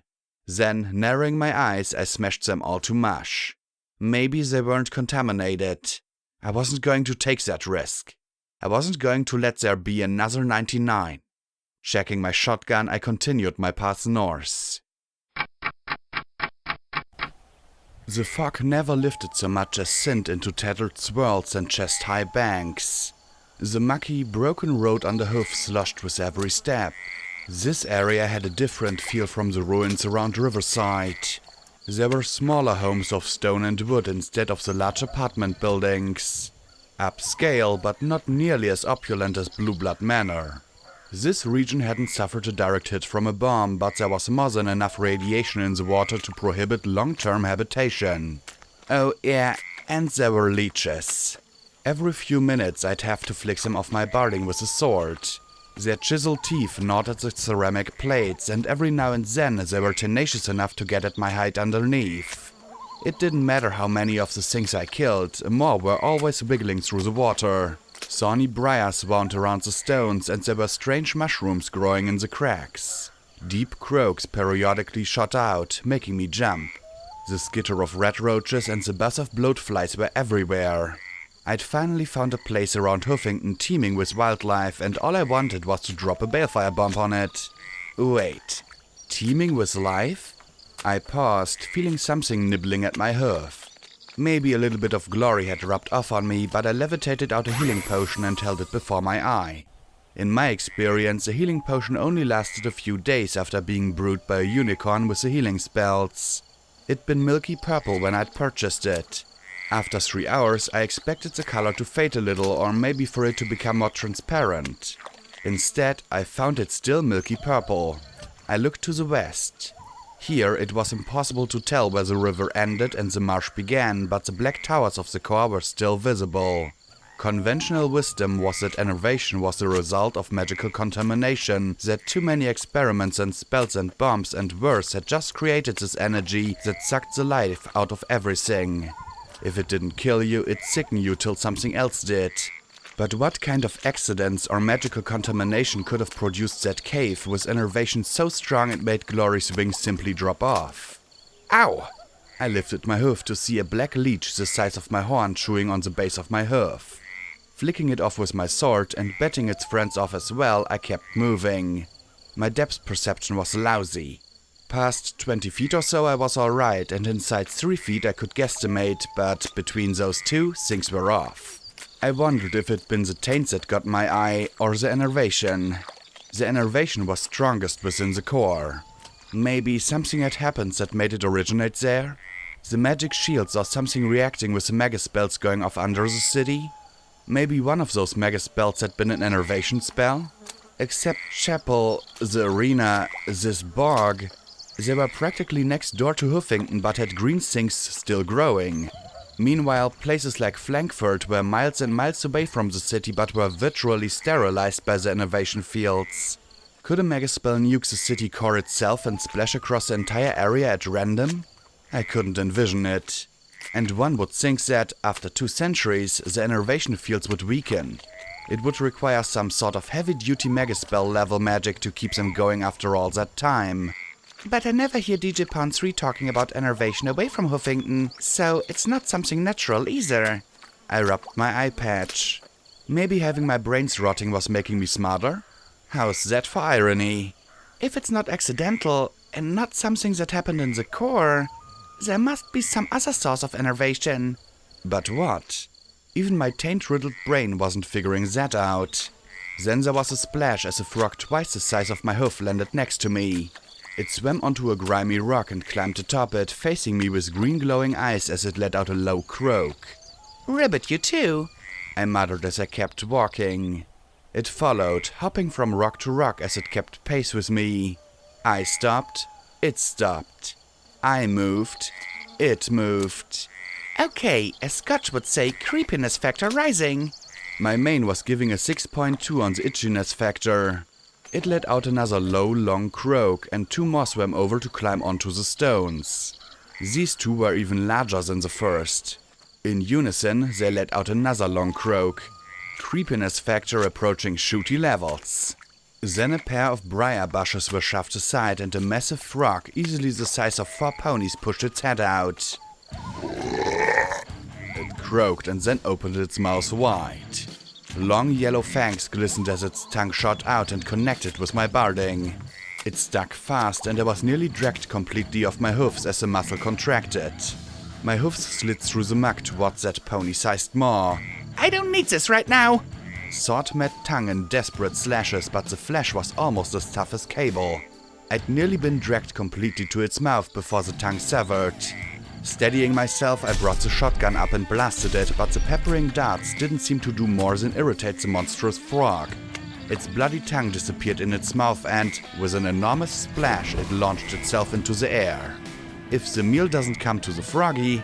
My braces clattered as I barely staggered aside and reloaded flechettes. These didn't appear much better than the buckshot. As I watched, yellow bile seemed to ooze from the frog's wounds, and they were healing almost before my eyes. Okay, shotgun wasn't working. I couldn't get enough range for the rifle. I had no idea where its weak points might be. Crap. The giant frog gave a short hop and rammed me. The yellow ichor burned where it touched, and I kept moving back more and more. The water was getting deeper and it was moving me around towards the river, its bulbous green eyes never leaving me. It knew exactly what it was doing. Once I was swimming more than walking, I'd be easy prey. Well, since they were the only things I could see, I slipped into SATS and targeted a blast at each round eye. But as I fired, the eyes retracted into the critter's skull. "Cheater!" I shouted and pulled off a hoof-sized leech and tossed it into its mouth. It bit down, and I watched the black slug nearly liquefy instantly in its acidic spittle. Glad I hadn't tried the let it eat me and shoot it from the inside plan. "Not good," I said as I tossed leech after leech into its mouth. Okay, technically this was feeding rather than fighting, but so long as I wasn't eaten myself, I was still okay. I even managed to scramble into shallower water, but the giant frog looked like it was getting bored with appetizers. Its tongue flashed out again and swooshed against my chest, the tip fully healed. I dug in my hoofs, but it simply waddled towards me, ignoring my frantic shots. Get down! My ears swiveled behind me. It couldn't be. Thump. I dropped into the muck as a grenade flew over my back and into its mouth. Its eyes bulged. And then it exploded in great bloody chunks. I rose from the churned water, a leech wiggling across my face, looking for something to bite for a second before I tossed it aside. Then I looked back behind me at P21 walking through the chest-deep muck. He slung persuasion as he trotted through the muck at me. Are you okay? P21 asked as he put a hoof on my shoulder. I stared at him for a long moment, then hugged him close. I thought you were doing the smart thing and going back to chapel. I sniffed. He flushed, looking away. You're not the only one who's allowed to do stupid things. But I looked around at all the mud and fog around us. How did you find me? I didn't, he said softly. She did. I looked back at Scotch Tape rising from some rushes, looking at her pip-bug sheepishly. She looked shaky and scared, but trying to keep up a brave face. Well, like you said, we are all messed up. I just didn't think you should be, messed up alone. I looked at the rest of the weeds and thorns. Is Rampage staying behind with Glory at Lacuna? P21 finished. Then he bowed his head as he pressed his lips together. Finally, he said softly, I'm sorry I was weak. I stared at him and some hateful, petty part of myself wanted to rub it in. Hurt him. 4 little ponies went to work beating the living snot out of that shameful part of myself as I walked to him and nudged his shoulder with a smile. You weren't weak, you were smart. Being around me will get you killed. We trotted back to Scotch. Any pony can die, Scotch Tape muttered as she looked at the mucky water beneath her. Even Mom wasn't safe in the stable. But I let you into those tunnels. It's my fault. You led, Blackjack. We followed. You didn't make us do anything. He took a deep breath. Chapel will be there whenever we're done. Till then, well... He gave a shy smile and a helpless little shrug. Then he blinked as he caught the look of disgust on my face. What? Then he looked at the matching expression on Scotch Tape's muzzle. What is it? He suddenly blinked and his eyes went flat. There's a leech on my butt, isn't there? We slowly nodded. More than one? Another nod. Big ones? Uh-huh, Scotch said weakly. He looked back. A blood-curdling cry echoed through the mire. We have got to get you some decent barding, I muttered, launching one black bloodsucker into the mire. Once we had them all off his rear, Scotch Tape hopped onto his back and we continued north, passing by the corpse of the giant frog. A dozen smaller amphibians were already having a cannibalistic feast. Enjoy your lunch, I called out to them. Thanks. One of the larger ones croaked in reply. I think that all 3 of our mains stood on end before we raced away from the scene as fast as my clattering legs would carry me. So, that's the plan? P21 said skeptically as we walked along the Celestia Boulevard. It's all I could come up with, I replied, keeping my eye on the long-ago looted shops and smashed cafes. We weren't quite clear of the bog or the fog banks. Scotch Tape blinked up at the mists. Why is it also foggy and rainy here at the same time? Probably the Enclave, I replied, glad it didn't obscure my EFS. I hadn't seen anything red in 15 minutes. It would make it harder for some pony to take pot shots as they fly in and out of the skyport. P21 speculated. Also, no pony would be able to keep track of them. Yeah, but it's still depressing, Scotch Tape said and then started as she pointed to the side. Some ponies over there. I looked at the blue bars. Relax, they're not hostile. Not yet, anyway. The bars belonged to 4 bedraggled mares and 1 buck. They had filthy sacks and patched saddlebags filled to bulging with more junk than I could imagine. Stay back, the buck warned as the mares readied flimsy shovels, pry bars and a cracked baseball bat.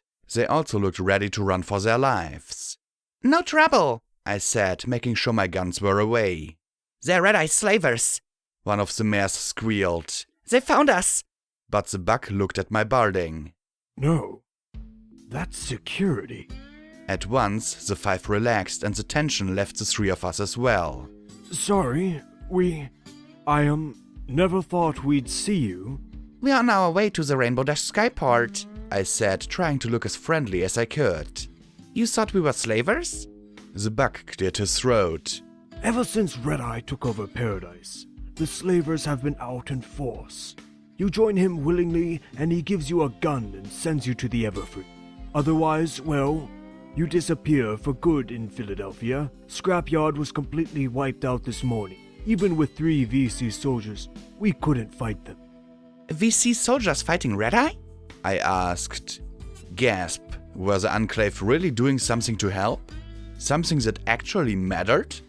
Well, they were when we fled, though Red Eye's griffins were all over them. I don't think Scrapyard had a chance. The buck muttered darkly. You're from Scrapyard? I asked, looking at their bags of junk. They nodded wearily.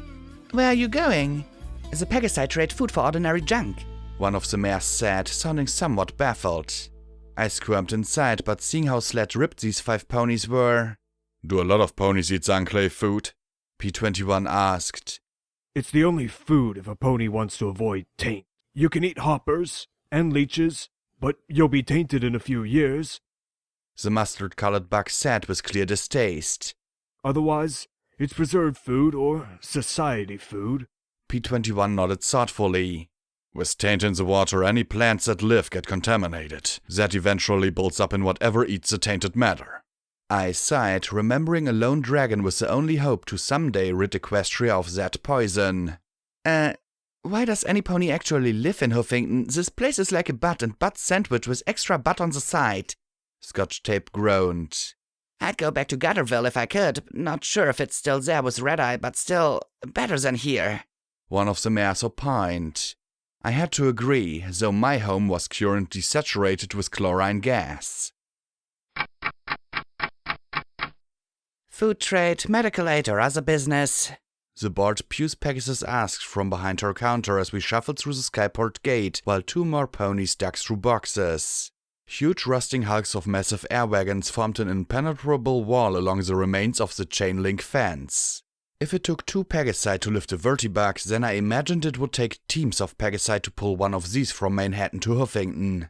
I'd thought that the fog would lighten up the closer to the airport we got, but everything else here was shrouded in mist so thick and even that you couldn't see 20 feet in front of your nose.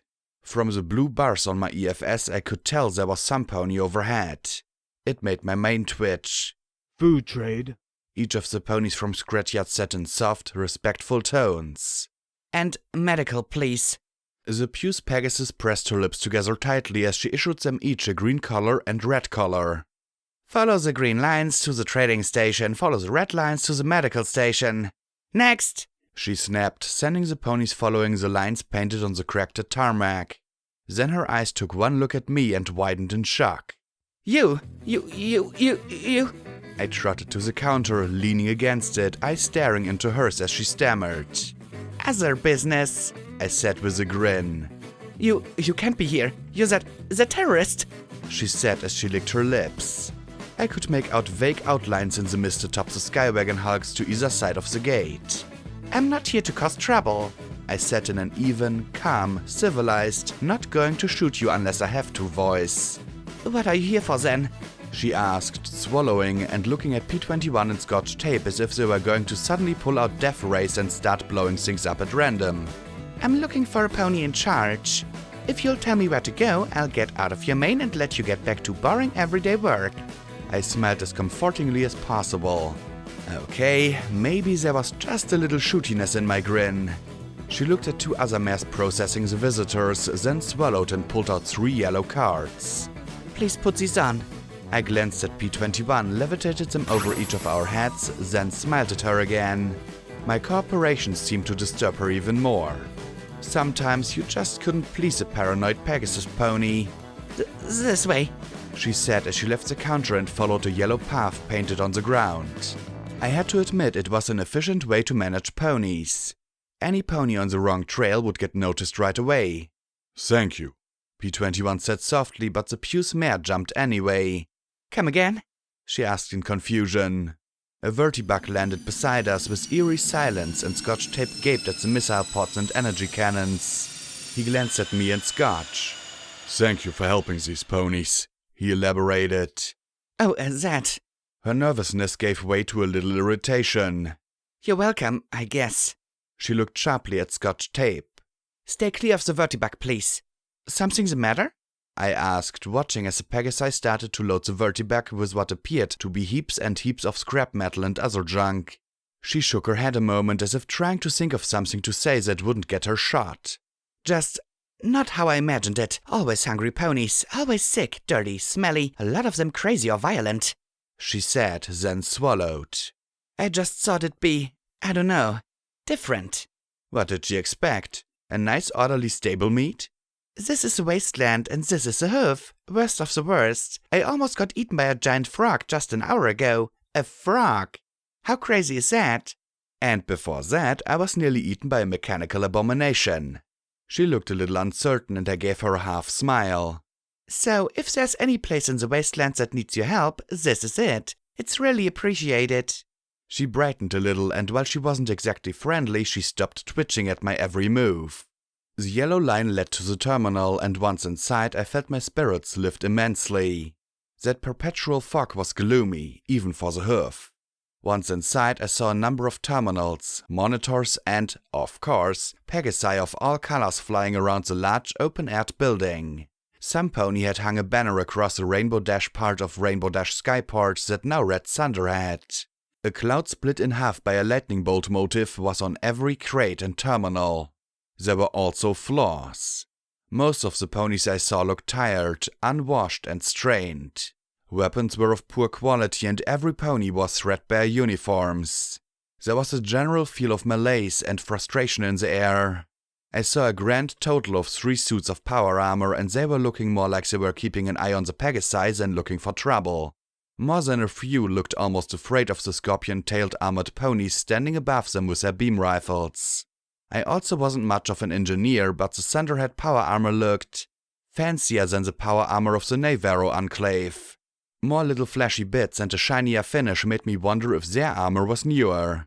I had to admit, their disintegration rifles following me really made me wish they weren't nearly so fancy. The Puce Pegasus led me to an office door marked security that made me smile. Lieutenant, it's a, She glanced at me. Terrorist? The one who attacked Miramare? Terrorist. You blow up one vertibug and suddenly every pony's convinced that you're a complete monster. I muttered dryly. You did what? Scotch Tape and P21 asked in unison. Didn't I tell you about that? I blinked at their surprise. Then again, with everything I had to tell him earlier, I might have left that little detail out. They shot first, you know. I was merely defending myself, I said primly. Funny. Didn't you get a buck defending yourself? P21 asked. Scotch Tape gawked, covering her mouth with her hoof as she blushed and started giggling. I tried to maintain my dignified posture. That was different. I was drunk and singing. I got carried away. You do that a lot, a mare said from within the office. The Puce mare stepped aside as I slowly trotted into the office. It couldn't be. The Navy mare behind the desk narrowed her eyes as she looked at me evenly. Sergeant Windwhisper.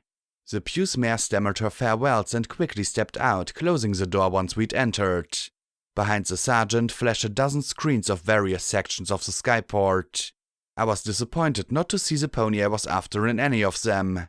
It's lieutenant now, so being lieutenant of the volunteer corps is like being captain of a Griffin dunk cleanup crew. After Miramare, a lateral transition was called for by my supervisor, she said as she glanced at P21 and Scotch. I don't see your Dashite friend. A report was filed that she was dead, but, oddly enough, every report on your activity always has you in company of a grey Dashite with a purple mane and matching eyes. You've been spying on me? After all that you've done? She laughed. Of course, I have a pony on staff whose job is to keep track of all 5 of you. You destroyed a vertibug with an unknown weapon of frankly terrifying destructive power. I'd be an idiot to not keep track of you. she said as she stood and trotted to the fridge to get a small wire basket with 6 sparkle colas. Not an easy job, since our last report had you in chapel yesterday and yet you are here. I'm dying to know how you and that Dashite traveled without being detected, she said as she passed out one to each of us. Really? Chopping her mane, putting on some balding and calling herself Fallen Glory? Yeah, I guess that wasn't the best of disguises. I agreed, rubbing the back of my head awkwardly as I popped the caps off our bottles and swept them into my pouch, adding sternly, But she's not a Dashite, Wind Whisper. She's still loyal to the Enclave. I looked at her steadily. She seemed to be staring at me. What? She frowned as she rolled the bottle back and forth between her hoofs. Nothing, you just seem different. I wondered if it was the mud, the fact that I had more scars on me than a masochistic raider, or the leech holes chewed in my armor. It's the eye. Once you lose an eye, it throws everything off, I replied with a snort. The corner of her mouth twitched in half a smile. Not that. When we first met, I thought you were an idiot. Can't imagine why, P21 muttered. And now? I asked. Now, I can almost believe what that radio personality said about you, she said as she leaned back a little. How was that? What did DJ Pond 3 say about me? When? 2 days ago, she replied, looking surprised that I didn't know. It wasn't like I always kept my radio tuned to the station. She reached over to the terminal on her desk and started typing. A moment later, DJ Pond 3's voice crackled to life. You know, I'd go to jail for listening to this back in Thunderhead, she said as she sat back. Like to take a moment to talk about a word I hear thrown around a lot. Hero. I know, I can hear you from here. But DJ, you use that all the time. I know, my little ponies, but let me tell you exactly what I mean when I use the word. In post-apocalyptica, every pony struggles to stay alive and to protect whatever they can. Sometimes it's all a pony can do to get by for themselves, let alone their children.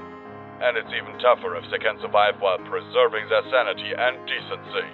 Not every pony can, but every once in a while a pony comes along willing and able to give something of their own to help preserve the life of some pony who can't make it. Sometimes it's nothing more than a bottle of purified water to a thirsty soul. Sometimes it's a kind word to some pony who's been living hard and rough for too long. And sometimes, just sometimes, it's a pony willing to take a bullet so every pony else doesn't have to. Who deals bloody vengeance to any pony who thinks that other ponies are fair game. Who's willing to give their life just because they can. I know you probably think I mean just the stable dweller, but she's not alone. There's her friends as well, fighting the good fight beside her. There's ponies from Trottingham to Stalliongrad willing to give their own pain and suffering to make life a little better. And there's some ponies called to sacrifice things that you or I never imagined. Some of you may recall a few days back about an army of psycho raiders rampaging all over the northwest corner of Huffington. I know most of you get the jitters just thinking about them, but when we're talking about Huffington raiders, they won't kill you. They'll eat you, and worse. That's right. 100 or more bloodthirsty pony-eating psychos spreading out with nothing to stop them. Nothing, that is, but the security mare. She went right to the heart of their territory and stopped them cold. Now I know what you might be saying. Give me a few crates of ammo and some guns and I'd do the same. But what you folks don't realize, what I didn't realize, was that those raiders weren't just a bunch of psychopaths. They were a stable full of hundreds of ponies, all looking to treat the wasteland as their personal buffet. And not only that, children. You see that stable? It was security's home. She didn't just stop hundreds of ponies willing to kill, rape, and pillage. She stopped her friends, her family, every pony she'd ever known before leaving it to bring justice to the hoof. All to help ponies who a few days earlier had hounded and hunted her for a whole mess of bottle caps. And that, my little ponies, is what I mean when I use the word hero. If there are ponies able to do that, then what excuse do any of us have not to give a bottle of water if we can spare it, or a kindly word if we can share one? Food for thought, children. This is DJ Pond 3, bringing you the truth, no matter how bad it hurts. I stood there a moment, stunned as Wind Whisper just watched me. That wasn't the truth. She'd left out the part that they weren't raiders yet. That I tried to kill myself along with them. What the hell, Marsh? How can you call that the truth? It's true. Scotch Tape said quietly, and I jerked, looking at her with my heart pounding in my chest and feeling my breath catch in my throat. They all went crazy, killing and eating and worse, and she stopped them. No, that's not how it happened. I murdered them. I killed foals. And I doubt even the Enclave could have stopped them. They were set to sweep all across Hoofing. P21 said quietly as I bowed my head, shaking and making the braces clatter. I clenched my eyes shut. I wasn't a hero. I wasn't. I was just a stupid mare, too dumb to die, too stubborn to kill myself, and stupid enough to throw myself in harm's way over and over again. I see, Wind Whisper said in a softer, less cynical voice. Well then, in light of that, what can the Enclave do for you, security? Think of Glory, remember the plan. Pull yourself together and do it right for a change. I fought to get my heart and breathing under control, but the organs weren't quite working like they should as I looked up at the blue Pegasus in her black uniform. My friend is hurt. Badly. She lost her wing. Impossible! Wind Whisper blurted, looking disturbed, her own wings fluttering a little behind her as she scowled at me in disbelief. You'd need a chainsaw or something to... And her disbelief fell away as my eye drilled into hers. I remember a Pegasus at Miramare missing her wings, I said slowly. So don't tell me it's impossible. Wind Whisper frowned at the mention of the airbase, but also absently stroked the tip of her wing. I apologize, it's just not something a Pegasus wants to think about. No difference than a unicorn losing her horn, I replied, feeling a belated step of guilt to roses. P21 glanced at Scotch Tape. Gee, I'm so glad that those ponies like us have nothing integral to lose. Zed drew a little snot from the olive filly. She's hurt badly and I need some way to help her, I said softly, trying to keep my calm and civility. Do the Enclave have any way to restore a wing? The question seemed to almost nauseate the navy blue Pegasus. Maybe in the tower, but that's only a maybe. Usually a Pegasus dies before their wings come off. I only know one mare who's ever lost her wings and lived to talk about it. I felt a step of hope, but it died at the look on Wind Whisper's face. She killed herself, stepped off the clouds. She gave one last shiver and shook her head. I'm sorry, security. I don't think I can help you. I'm sorry. Yes, you can. My tone brooked no argument as I stared at her. I need to find a particular Pegasus. I can't believe there wasn't anything she could do for her, P21 muttered as we left the skyport. I'd felt my spine itching the whole time the power-armored ponies watched me. Most of the volunteer cops appeared equally relieved to see me go. You hurt her. Pegasi just don't break their wings. They must have used a chainsaw on that poor Miramare mare's wings. I shivered, glad I'd fed Minty fresh to that raider, and wishing that I could have added Lighthoofs as well. Still, hopefully I'd get to take care of that soon. At least she told us where to go.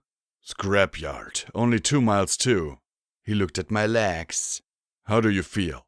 Sore, these braces chafe, I muttered, then flushed as I looked at him. But you know that, don't you? I have to admit I'm glad to have it off, he admitted with a chuckle. Funny, but the doctors seemed surprised that I didn't have a problem with that booth. In, get magicked up, and get out. Wish we had one in 99. Scotch Tape didn't seem to share his carefree feelings on the subject. Indeed, she looked horrified. I didn't like it, she said grudgingly, shivering. She caught my concerned look and her ears folded back. I thought it was going to eat me. P21 snorted and I smacked his rump hard with my tail, making him jump. Scotch, it's all right now. I don't know what that thing was, but I shot it with the strongest damn gun in Equestria. It's gone. She shivered and nodded, but didn't look particularly convinced. I suppose it was hard to believe that monsters didn't exist when you were nearly eaten by one. Walking due south through the Pegasi fog bank, I was glad to be heading uphill and into drier land. We still couldn't see further than 20 or 30 feet, but I suspected we were entering some sort of industrial district. We passed by one of the yawning entrances to the Green Line, giving it a wide berth. There were tons of railways here and rusting train cars that dumped heaps of black rock all over the place. There were also red bars in here. Scotch Tape and P21 moved quietly on their hooves. Me? I clicked and rattled and clattered with every step. I glanced at them and nodded for them to hang back a little. I really wanted to get some barding for him. She at least had that utility barding. Softly, I started to whistle about cleaning up winter as I trotted slowly towards the bars. The bars moved in the fog, fanning out along the train cars. I heard hoofs tapping softly on rusting rooftops as I whistled to myself like I didn't have a care in the world. The fog swirled around my hoofs as I took step after clicking step. I saw the vague shapes in the mist. I was completely and totally surrounded. "You there," a mare said from the fog. "Throw down your weapons. You have been selected to serve in Red Eye's glorious rebirth of Equestria." Step by step, a creature emerged that I'd only seen in a memory. One half a predator bird and the other a powerful cat. She'd decorated her plumage in bright and red paint, and the power armor she wore was decorated with a bright red eye. A pair of Gatling guns pointed right at me, and I doubted that my dinged-up armor would last long. Why couldn't I ever have cool power armor, huh? "Yeah, sorry, can't do that. I got a friend to help," I said as I picked out the other half-dozen red bars. There were also 2 blue bars. "Maybe next time." She scowled at my response. "Maybe you don't understand. We're not giving you a choice." I looked at the griffin and then smiled. That seemed to make her even more unnerved. "What's your name?" You don't need to know my name. Now throw down your weapons." Her gun's motors hummed as she revved them threateningly. My eye locked with hers and I repeated in an even softer tone. "What's your name?" She glanced up at the ponies ready to blow me away. "Scarlet." "Scarlet? Lovely name," I said as I kept staring at her. Clearly I wasn't following the script. "Scarlet, my friend is hurt and she needs my help, and you are slowing me down. I'm the security mare. I've killed hydras, blown up vertibugs, and put a monster pony through a rock crusher, and you're in my way. So please, go away." I glanced up to the side where P-21 peeked out from under the train with persuasion gripped tight in his jaws. Unfortunately, the glance seemed to break the spell. "Kill her!" she shouted. At that, both of us were blasted by 3 bombs set around us as her path stream of rapid-fire death went high and wide. A heavy thump filled the air and she barely took to the sky before the grenade launched her end over end to arc out over the train cars. The last 2 struggled to recover as I rose to my hoofs and gave each a faceful of buckshot. In less than 10 seconds, the ambush was annihilated. I frowned at P-21. "Is it just me, or are we really getting good at this?" "Well, it's not like it was hard with all of them staring at you," he said as he dug through his bags for another brick of that grey explosive. I trotted to where Scarlet was starting to pull herself out of the heap she'd landed in. You are dead, so," she said as her blasted armor smoked. The minigun motors ground horribly as I jammed.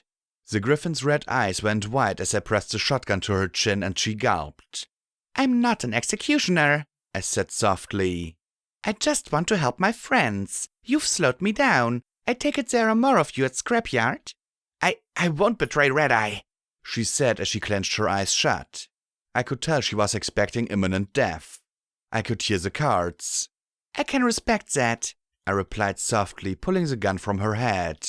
If she was really willing to die rather than tell me, I wasn't going to be able to force anything out of her. Besides, she'd already told me what I needed to know. Her eyes looked at me in shock and disbelief. Then I smiled. "But I can't have you follow me either."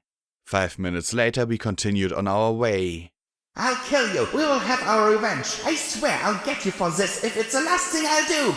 I'd taken 2 rolls of duct tape, a broom handle, a plunger, and a half-dozen tubes of Wonder Glue, but I doubted that she'd be getting her revenge anytime soon. I know it was silly, juvenile, and an utter waste of time, but the 3 of us enjoyed a good laugh. 4 little ponies in my head joined in as the dealer sulked in the back of my mind. "Okay, this might not be so easy," I muttered without a smile on my face as I stared at the village of Scrapyard. It'd apparently been a junkyard before the war, and half-ripped-apart skywagons were stacked up as ad hoc apartments next to a large factory-style building. There had to be 20 ponies on the ground, and 3 griffins were watching from the roof of the factory. Gunfire cracked from the ponies in the tinning mist towards the open building. It was returned with pink disintegration bolts. There were a couple bodies and a few heaps of pink sludge, but I didn't think they were slavers. I scanned the compound with my scope and located 2 ponies guarding one of the locked-up skywagons. Jail? The pony suite method said that the slavers were taking every pony they could get their hoofs on. No sense in slaughter. I looked at P21. Okay, I need a smart pony now. A smart pony would be back at the college, he muttered as he peered through his binoculars. Looks like the Enclave isn't done putting up a fight just yet. Those griffins are keeping them grounded. Probably waiting for them to run low on ammo and try to make a break for it. That skywagon's filled with prisoners, I think. And that one is probably holding their commander, judging by those runners going in and out. Oh, that was a little detail I missed. He looked at me. Do you still have that spell thingy? I have many thingies. It's sometimes hard to keep them all straight, I said as I showed him my inventory. He smiled a little. Is there a plan? That looks like a plan, I asked with a grin. He frowned back at me. There is, but you're not going to like it. And he explained it to me, drawing it out in the dirt. Forget it, I shouted, stomping my hoof on his diagram. Unless you've got an extra pip-buck on you, she has to, he said as he pointed a hoof at me. All she has to do is get it there. I seized at him for even suggesting this. This was bordering on following Blackjack reckless. Scotch wasn't looking very sure about it either. P21, this is your daughter we're talking about, I said, gesturing to her with a hoof. How could he suggest that she... What? Scotch Tape gaped at him, her eyes popping wide. Ah, crap. P21 closed his eyes and shook his head as he clenched his jaw. I could almost see the curses he suppressed. The olive filly just gaped at him, then at me. You're my... Sire, he said flatly. And that's it. P21, I began, but he gave me his shooty look. It was better than mine. Scotch Tape stared at him in amazement, but he refused to look at her. Slowly, her eyes drooped along with her ears. But, I mean... Scotch Tape looked at her hoofs. Why didn't you tell me? The blue buck sighed. To avoid all this, he said as he gestured around the 3 of us. And of course Blackjack picks now of all times to bring it up. I thought you'd forgotten, I said, feeling worse for Scotch than I had before. I mean, Mama always talked about you, she said as she stared up at him. She said she loved you. That's nice, he replied, glancing at her with a scowl. I didn't love her. She could teach me what I needed to escape. She was tolerable. But she just used me just like every mare did in 99. He sighed. Forget it, I'll do it. You don't have a pip-buck, I reminded him. I'll do it and then... I'll do it, Scotch said once, silencing both of us. But... I began, but she gave me a hard, hurt look. Short of tying her up, there wasn't any way I was going to get her to not do her part of the plan. Fine, I'd better hurry then, P21 said as he took off his saddlebags and dumped out the contents. He fished out some wires and a spark battery and started to work. He focused with such a great severe look that Scotch Tape just sat back with her eyes on her hoofs. I kept my eyes open for more red-eye patrols. At least that way the only ponies I'd heard would be the bad guys. I hoped.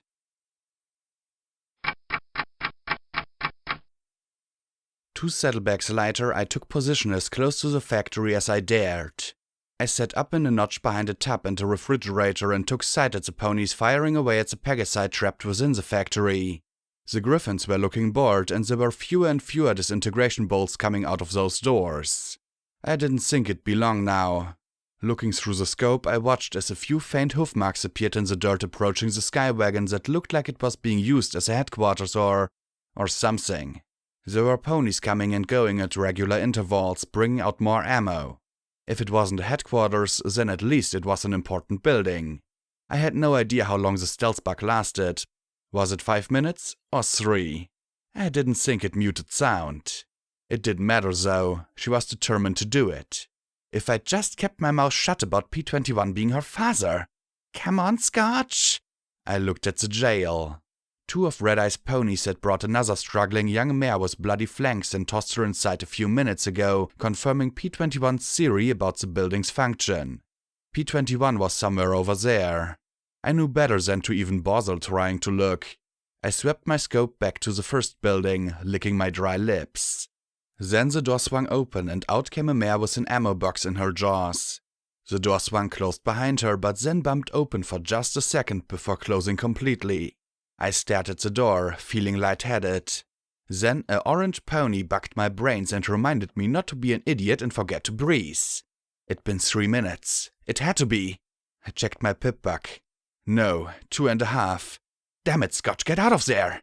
Ammo mare trotted back towards the door. She shoved it open with a hoof. Just as the buck was exiting, I almost relaxed, but then I stared at the two just standing there, talking in the doorway. Come on, in or out, damn it! I muttered as I stared at the two. It had to be 100 feet, and if I started the party early with the rifle, I narrowed my eye. I'd never tried to take a shot with my magical bullet at a range like this. Pressing my lips together, I focused like I never had before. I pressed my hoofs to my temples as I dropped into SATS and targeted her rear leg. I wondered if I'd already passed my stupidity quota for the day. Ah, fuck it! The magical bullet streaked across the space between us with a sharp crack and smashed right into the rear of her leg above her hoof. I fell back against the scrap, feeling like I just got bucked upside the head and had a basket of apples tumbling out of my nose. Oh, never mind. That's blood. From the yells and screams, confusion raged at the door. No one seemed to be screaming for a sniper, though. I poked my head up and peered at the ground next to the sky wagon. A tin can lying on its side just seconds ago was now upright. The signal was that she'd gotten clear. I looked at a Sparkle Cola bottle on the top of the refrigerator. All I had to do was set it up right. Just set it up right. Something exploded in my head and stars danced in my vision as my horn flared and went dead. I lifted a shaking hoof to my brow, checking to see if my horn was still there. I swallowed as I lay back. Apparently that last spell had been too much for my little horn to manage. I stared at the bottle just 3 feet above me, trying to focus. The pain just built and built inside my skull while the bottle didn't budge a hair. Oh crap. Slowly I shifted onto my hooves, the world spinning as I moved my head. I had to set the bottle up right. Every second I wasted was a chance for Scotch's present to be discovered. I stretched up the rusty side of the fridge and carefully fumbled for the bottle. I bumped it, fumbled with it, and knocked it off the far side of the fridge. Rover'd been right. Some's were better. I looked around for another bottle. Hey, somebody over there? Oh, crap. I fumbled with the rifle, trying to get the mouse grip out and in my jaws. Ugh, when was the last time I cleaned this thing? My jaws struggled to keep it steady as I popped the rifle on the bathtub, steadying it with my forehoofs. How the hell did Lancer do this? Then a deep, throaty roar of flame, shrapnel and pressure erupted as the satchel charges within the command center went off. I'd thought I was a fair distance from the blast. I probably would have been too, but I'd ignored what a mare bringing ammo out meant. And there was a lot more than just bullets inside. The secondary explosion a second later rained flaming shrapnel over everything. Taurus's rifle was dropped as I jumped into the fridge a second before half the flaming skywagon rained down over scrapyard. My ears kept popping every time I opened my mouth. Then something slammed into the fridge and sent it flipping over down the slope. With a crash I was flung flat on my face, surrounded by at least a dozen stunned and concussed ponies in a very bad mood. I rose to my hoofs, staggering stiffly on the braces. Then I pointed my hoof at the lot of them. You're all under arrest! Drop your guns and weapons and lay flat on the ground! I stared as hard as I could, willing their surrender. The moment lasted for all of 3 seconds. Kill her! Fine. My horn fucking hurt as it refused to drag out vigilance. Something snapped inside me. You fuckers are keeping me from glory! I screamed and, braces or not, charged right into the nearest spear-wielding pony. I didn't kick or bite her. Instead, I threw my entire body at her and bit hard on the shaft of the spear as we went down together. Her teeth were rotten brown lumps. My teeth had the benefit of modern dentistry. Twisting hard, I tore the spear from her grip, rolled atop her and drove the tip under her jaw, putting all my weight on the shaft and driving the tip out of her ear. Twisting, I yanked the spear free as she thrashed and screamed. No time to finish her off as I rose, barely setting myself for the charge of the next 3 ponies. The first caught the tip in her chest, my shove driving it clear into her sternum as her momentum impaled her on the shaft. Then I was a pony slammed off her hooves by the 2 Earth pony mares far better suited for fights like this. I bounced across the field as more ponies came around to pony pylon security. My mouth burned as my teeth clenched down on a smoking piece of skywagon and slashed it across one mare's face while my horn failed over and over again to do something as simple as draw a pistol. The mare yelled as her partner jumped on my back, driving my rump to my hocks as she stabbed at my shoulders with a carving knife. The plates kept the edge at bay and her head jerked again and again. I threw the scrap at the mare before me before rolling and thrashing wildly. Either she'd gotten lucky or I'd just impaled myself with that roll. Either way, my left shoulder burned horribly as I knocked her free. I twisted my head, barely caught the handle with my teeth and pulled it free. Oh, now I was bleeding too. Well, no time to worry about that now. I fell atop the tossed mare, ramming the carving knife into her windpipe and tearing as hard and brutally as I could. Something ethereal split and hot blood splurted across my face. I grinned despite myself as I felt my own blood running down under my barding. They were getting the message. Unfortunately, it was the wrong one. "Shoot her!" Some pony yelled, and from the shotguns and rifles being lifted, they were happy to do so. I screamed around my clenched teeth as I staggered at the face-cut mare, throwing my hoofs around her and jamming the knife into her shoulder. I wasn't trying to kill her. Yet. I twisted as hard as I could to put her between me and her compatriots as they opened fire. She screamed. There might have been a stop involved as I fought to keep her upright.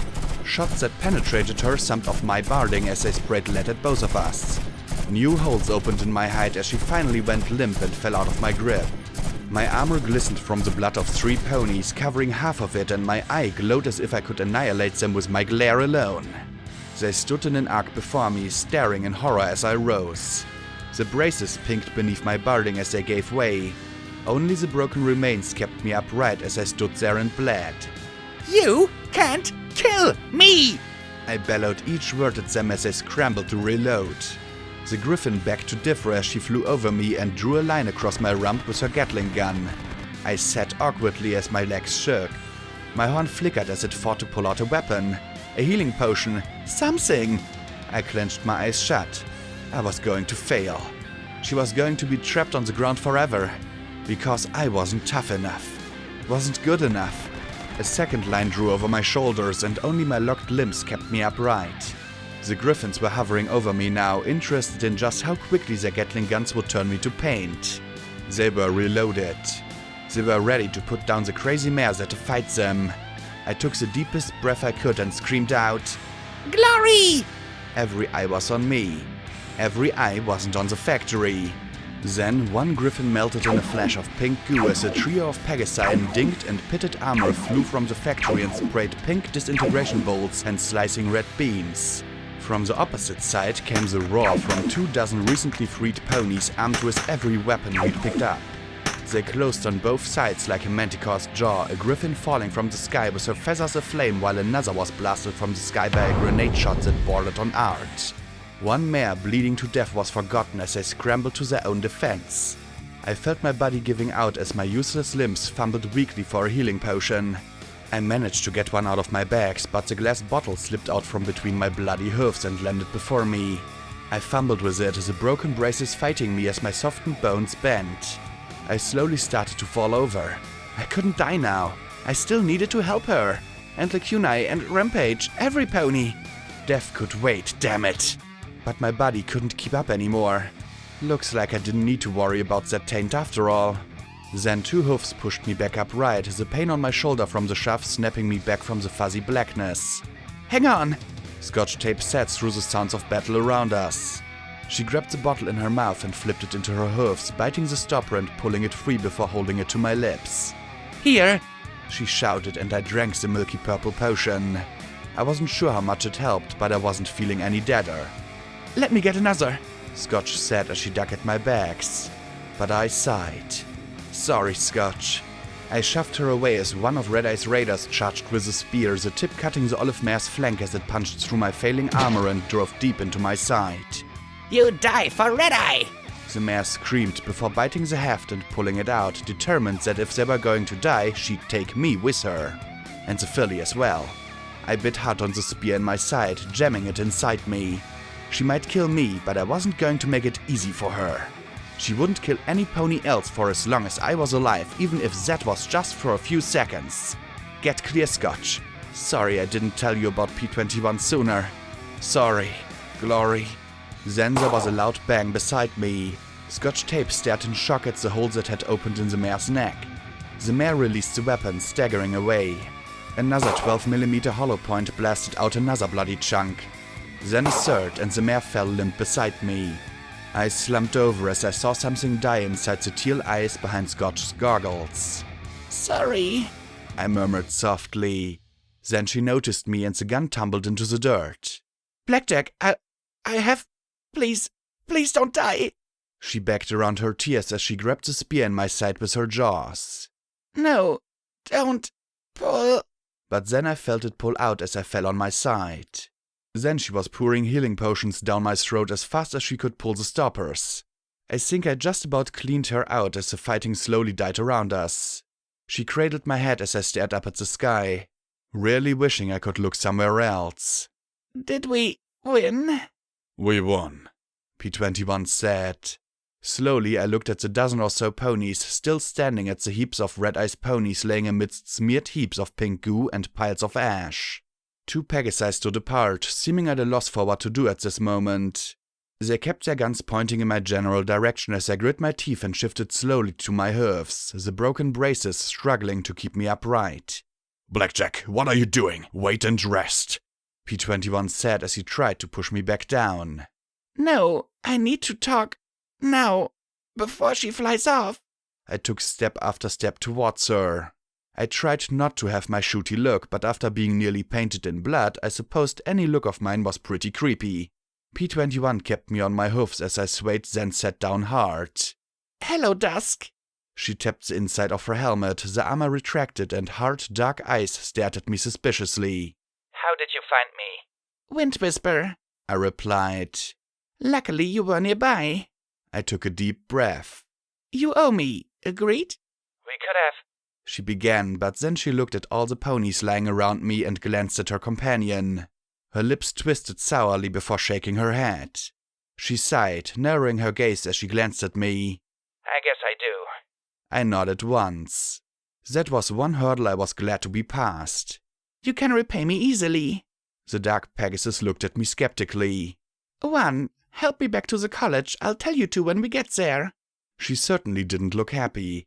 Right now, she probably could have turned me into a glowing pile of goo. Heck, right now, I was so shot up that a hard sneeze would turn me into goo. Alright, but how are we supposed to get you there? She asked with a small frown. I glanced at their equipment. I thought they call it power armor, not pussy armor, I replied. Funny, I never thought I'd fly Pegasus Airlines again, but here I was, slumped against dusk as the pair winged their way through the cloud ceiling itself. Scotch Tape did all she could to keep me on the flying mare's back, while P21 rode Dusk's companion, a mare named Lightning Dancer. So, what was all that about? I asked as we flew by a particularly solid-looking cloud? I looked at the spire of white, tipped with glowing amber talismans. A lightning rod, I presumed. I mean, why were you fighting Red Eye? We're not. We have no interest in surface of politics. Dusk said firmly. Well, then, what were you doing in Scrapyard? I asked, and was quite proud of myself for not insinuating that they were spreading tainted food. Buying scrap, obviously. She glanced back at my incredulous expression. I'm not sure if you noticed, but clouds don't have much metal in them. But what does Thunderhead need with lots of metal? I asked with a smirk. Stuff. Was all she said, and I doubted that I'd get more than that. So, if you don't care, why fight? They attacked the town while we were negotiating salvage rights. Dusk answered sourly. We would have withdrawn, but their griffins forced us to bunker down inside that factory. They attacked with a full wing, but left those 3 once we were cornered.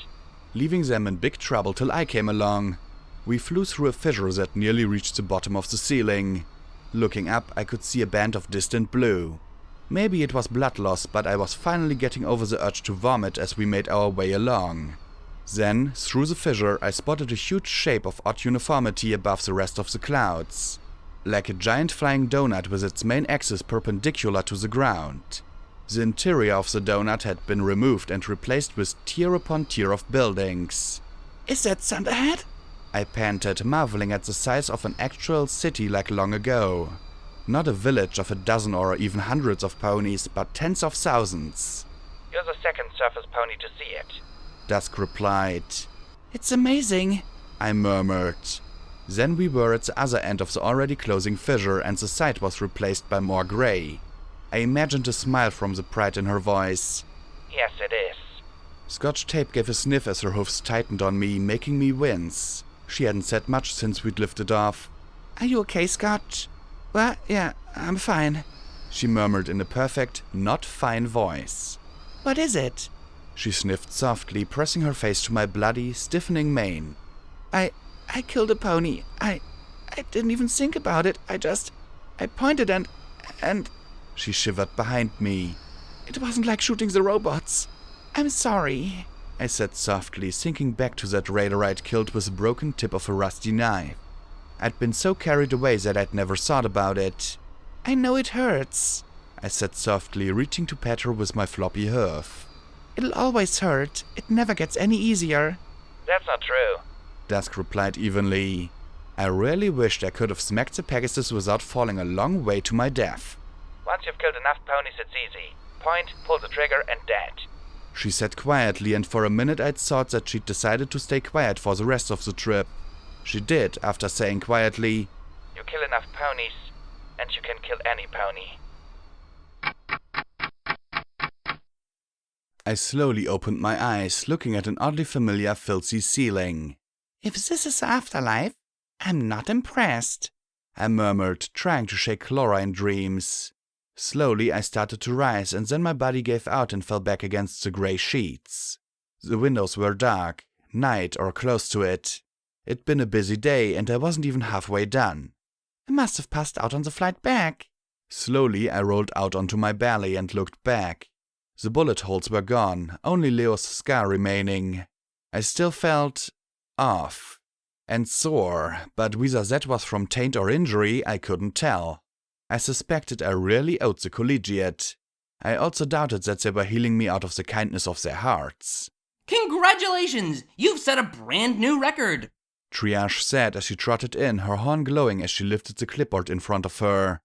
Punctured lung, torn muscle, 32 different gunshot penetrations, probably a nasty case of magical burnout, 2 liters of blood loss, Luna only knows how you didn't die from shock, and the first pony in history, I think, to go through the autonomous healing booth 3 times in one day. She adjusted her glasses. You know what that means, don't you? Huh? I muttered as I looked over at her, unlit cigarette dangling from her mouth as she looked dully at the clipboard. Well, if you ask me, the scientific conclusion is inescapable. She sat and smiled at me. Suddenly, the glowing clipboard swung through the air to smack me upside the head. You are not bulletproof! She shouted, smacking me with each word. If you can't do this heroic stuff without getting holes shot in you, then you need to quit and retire. She pointed the clipboard at my nose. If you're so set to die, then do it somewhere nice and quiet. What does it matter if I'm dead from taint in a year anyway? I shouted back at her, anger providing a wonderful stimulant. It matters because every half-wit with a brain hears all about your noble sacrifices, and next thing you know, they're getting shot, stabbed, gutted, and killed by ponies who have spent their entire lives preying on the helpless. And I'm the one who has to put their bodies back together. Even when they're rotting, drugged, or undead, I still have to put them back together again. She said as she jabbed her cigarette at my face. It's crazy ponies like you who make my job so damn difficult. I just stared at her. What? You'd prefer it if I let ponies die and get enslaved? Of course not! She said with every bit of as much contempt as I felt for her. I'd rather ponies stop relying on heroes like you and the Stable Dweller and save the wasteland for themselves. Because every time that DJ starts to gush about how brave and wonderful you are, eventually, inevitably, you die. Or worse, you become just as bad as the ponies you're fighting. Ever hear of the Iron Mayor? How about Strider, Ranger Steelhooves, Big Daddy? Each one was a hero till they broke down, gave in, or gave up. One day, the glorious stable dweller and security mayor will fail too. It's a fact of the wasteland, she said as she glared down at me. Any idiot with a gun can kill for a cause and get shot up for their troubles. How about an idiot who builds a school, or runs a clinic, or makes machines work? They're just the poor schmucks who have to be grateful for the brave hero till heroing gets too tough. If you think it's so easy, you do it, I countered. I don't think it's easy. I think it's stupid. You can get shot 10 ways to Celestia Day, but how does that make the wasteland any better? She pointed to hoof. Your Pegasus friend is still critically depressed. That alicorn is catatonic. That filly is probably traumatized for life. You can't fix that with bullets. Glory. I rolled and scrambled out of bed and cried out as my legs buckled beneath me. There was a Pegasus in power armor, I gasped as I tried to lift myself to my legs. They buckled again and I sprawled on my side. I have to talk to her. I broke off in a cry of pain as my limb bent at a right angle and I rolled onto my back, feeling the rubbery limb slowly straighten. Stop! Triage said sharply as she wrapped my hoof in her magic and tucked it.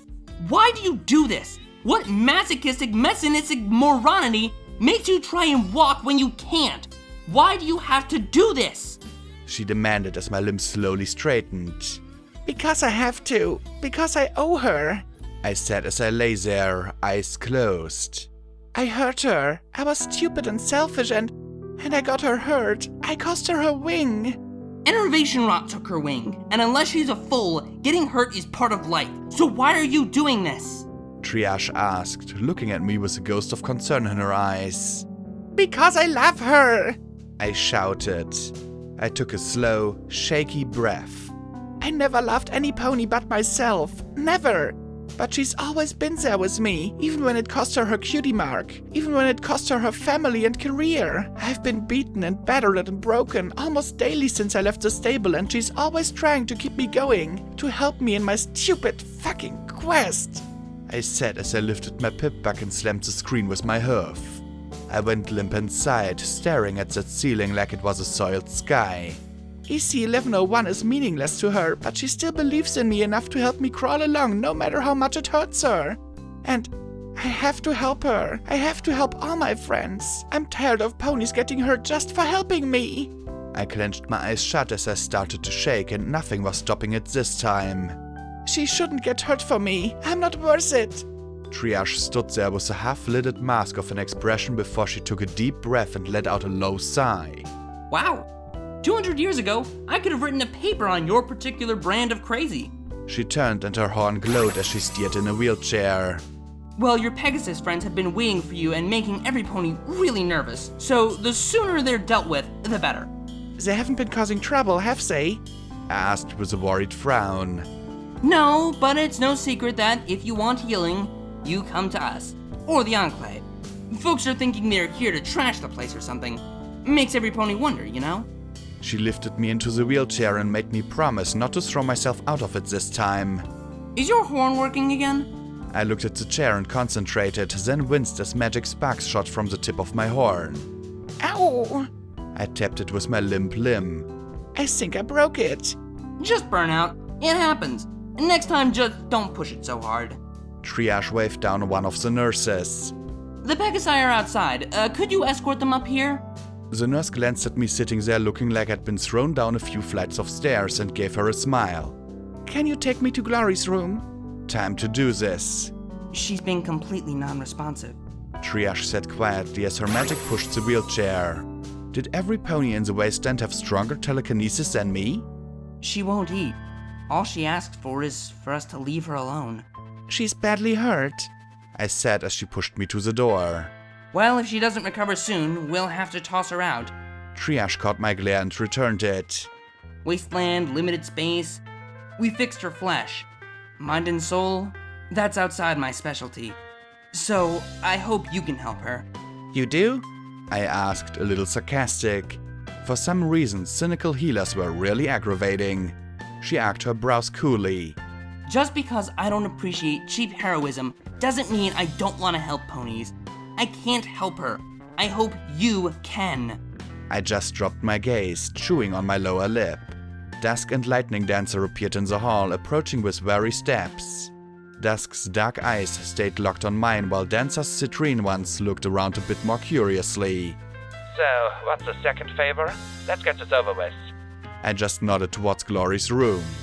I need you to help your sister. Her pupils constricted as she jerked away from me. Go fuck yourself. Damn the promise. I launched myself from the chair and tackled her as the wheelchair went clattering down the hall behind me. Throwing my hoofs around her neck, I counted myself lucky she sat down hard as I slumped before her, staring into her eyes. Listen, I hissed in her face, glaring like I could vaporize her with rage alone. I don't give a fuck about enclave politics or tradition or your own fucked up issues with pride or honor or whatever you Pegasus call it. Glory is in there and she needs your help. If she wanted my help, she shouldn't have become a Dashite. Dusk yelled in my face. I punched her as hard as I could, which was honestly pretty pathetic as my limp bent under the blow. She lost her wing! I shouted back in her face, and that statement shocked her far more than my physical assault. She got injured and the innervation rotted it right off her body, so here is what you're going to do. I growled as I pointed to the closed door.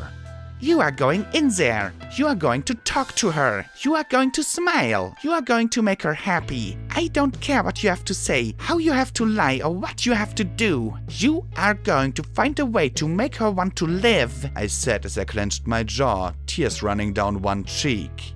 Because I can't. Dusk closed her eyes. You don't understand. If any pony found out she's alive... Wind Whisper already knows. She doesn't care. Don't you get it, Dusk? I said as I felt my legs slowly give out beneath me till I was sitting. I've been where Glory is right now. It almost killed me. It would have if I hadn't forgotten about the gun's safety. And the only thing that snapped me out of it was someone giving me something, anything, to live for. I bowed my head shamefully. I can't do it.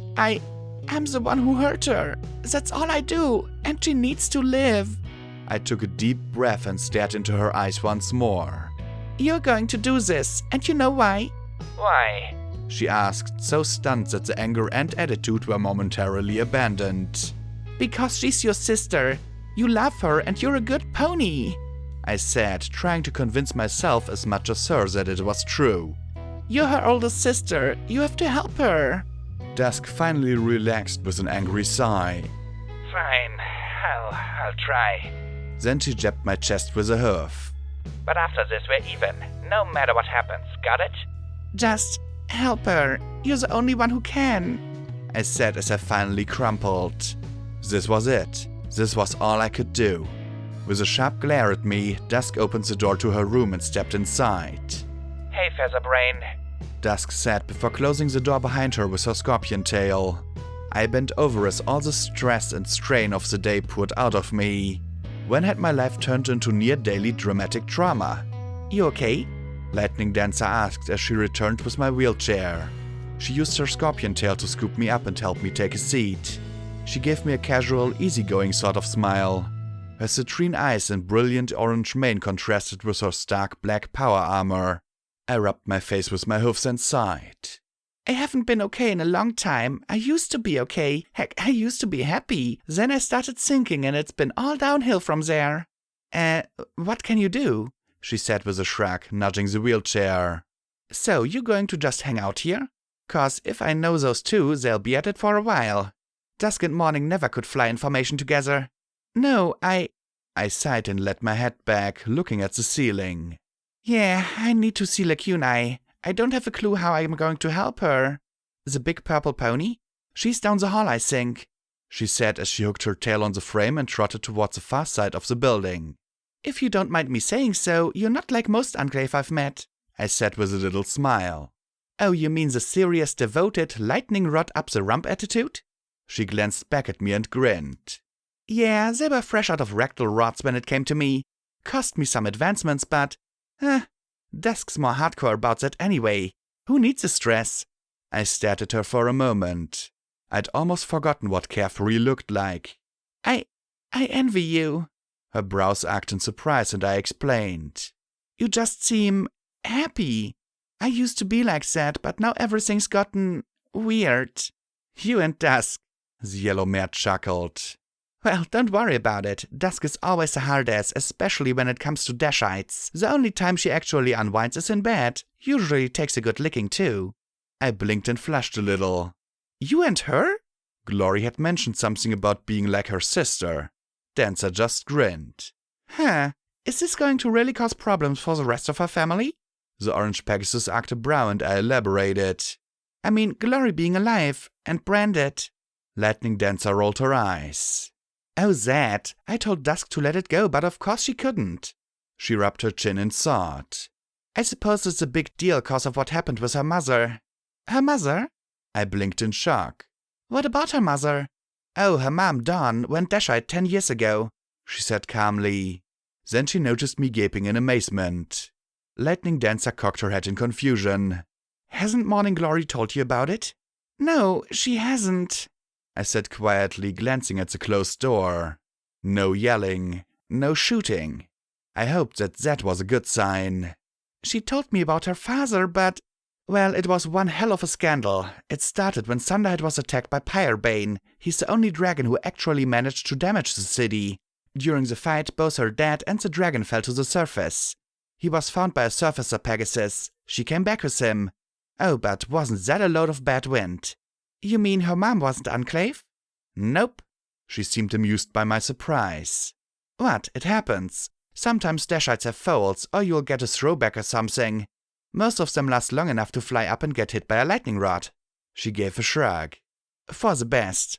This place has so many diseases and mutagens. Well, I had to get 24 shots just to be down here, and I'll have to be in quarantine for a month before they let me back up top. But he brought her back up and threw all his weight around to bend the rules. Once medical cleared her, they got married. The Dragon Slayer and the Surface Mare, she said with a sigh and a shake of her head. But she went Dashite? I asked. Dancer nodded, looking a little uncomfortable. Why? Well, Dawn was always funny. I mean, she never really fit in with Thunderhead society. She was always talking about how much we could help and telling stories about the surface. Some pony actually took a shot at her at a speech she made at the university. Finally, some pony planted a bomb in their home. Didn't kill anyone, thank goodness, but soon after that she went back down. Huge disgrace for her family. She looked over at the closed door with a worried frown. Hit Dusk hardest, I think, being the eldest. We were both finishing school when her mom left. Council Buck's wife going Dashite. It was pretty bad for her family for a while. And Morning Glory? I asked as we reached the room. Lacuna stood as still as a statue in the corner. She was hurt more than angry.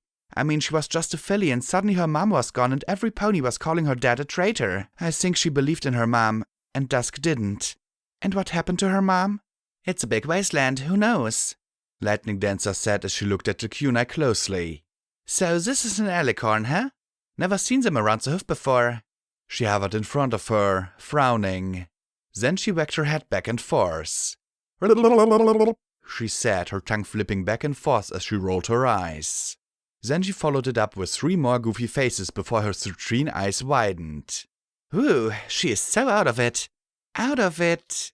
I frowned at Lacunai. Maybe that's what happened to her. Lightning Dancer looked at me. This a unicorn thing, isn't it? Something like that, I muttered, wondering just how I was supposed to do this. Can you boost me up? I need to touch horns with her. It was a shot in the dark, but it was the only thing I could think of. Isn't that unicorn foreplay? She grinned as her tail wrapped around my waist and lifted me up onto her back. Her wings lifted me to keep me steady as I stretched up and touched my horn to hers. I had no idea if my horn would even work in the middle of my burnout, and looking into her empty eyes didn't build confidence. Nothing. Come on, Lacunai, I know you're in there. I tried to concentrate, but there wasn't even a flicker from my horn. There had to be something, some way to make a connection, something that linked us. Then it came to me. I closed my eyes as our horns touched and began to hum. It'd only been 2 days ago, but it seemed like forever. Softly, I hummed the notes she'd played in Star House. I felt a tingle in my horn and the world fell away. I stood on a black plain, the ground scoured bare of everything save shiny stone. A gale tore at me in one constant and unending gust. Only the stones provided any respite from the storms that cut at me with every second. The stone itself had been eroded into drawn-out spears of glass that shattered with the slightest pressure. In the distance were the black spires of Huffington. I could hear the screaming from here. I couldn't tell if it was the wind or something else. Embers were swept along in the gale, but I had no idea what their origins were. Everything was in shades of grey, and I took a look at myself. Instantly I wished I hadn't.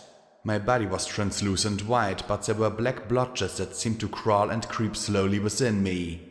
Okay, freakiness established. Now, where was Lacunae? I trotted along this hellscape for who knew how long before I spotted them.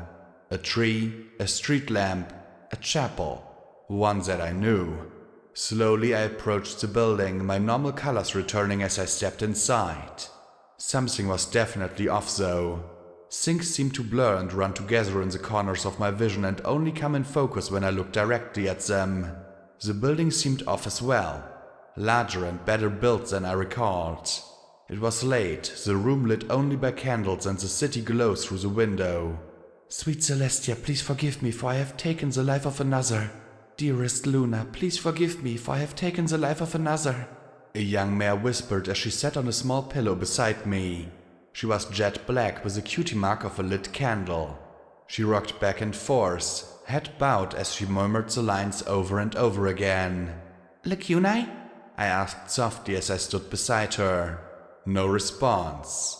Then I reached down and stopped her rocking. She blinked, then slowly looked up at me. Psalm? Who are you? You shouldn't be here. The chapel is closed until the goddess wishes to return. A wind outside made the building rock and creak. Psalm, this isn't real, is it? She shook as she dropped her gaze to her hooves. Sweet Celestia, please forgive me for I have taken the life of another. She began again, shaking as she clenched her eyes shut. I stopped her again as the whole building rocking and groaning from the wind outside. Psalm, you're the marauder Psalm, she gasped, her eyes going wide. Macintosh's marauders? Before my eyes she aged to the black mare in body armor.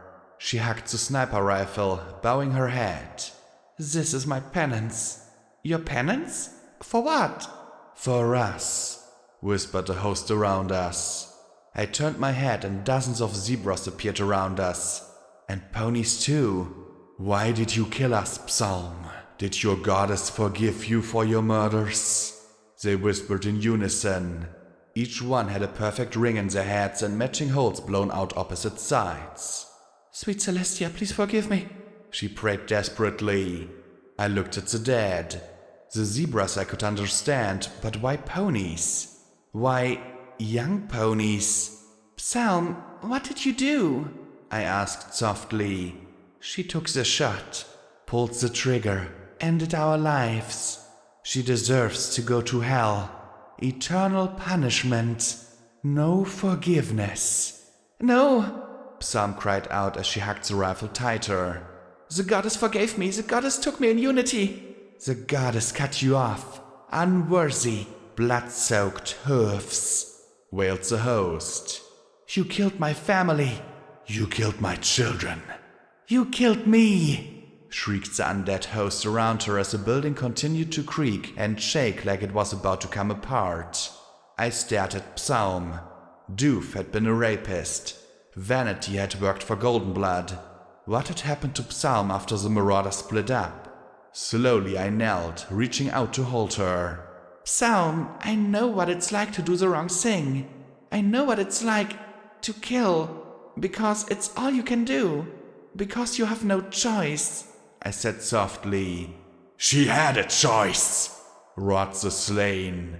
She chose to pull the trigger. Forgive me, she stammered softly.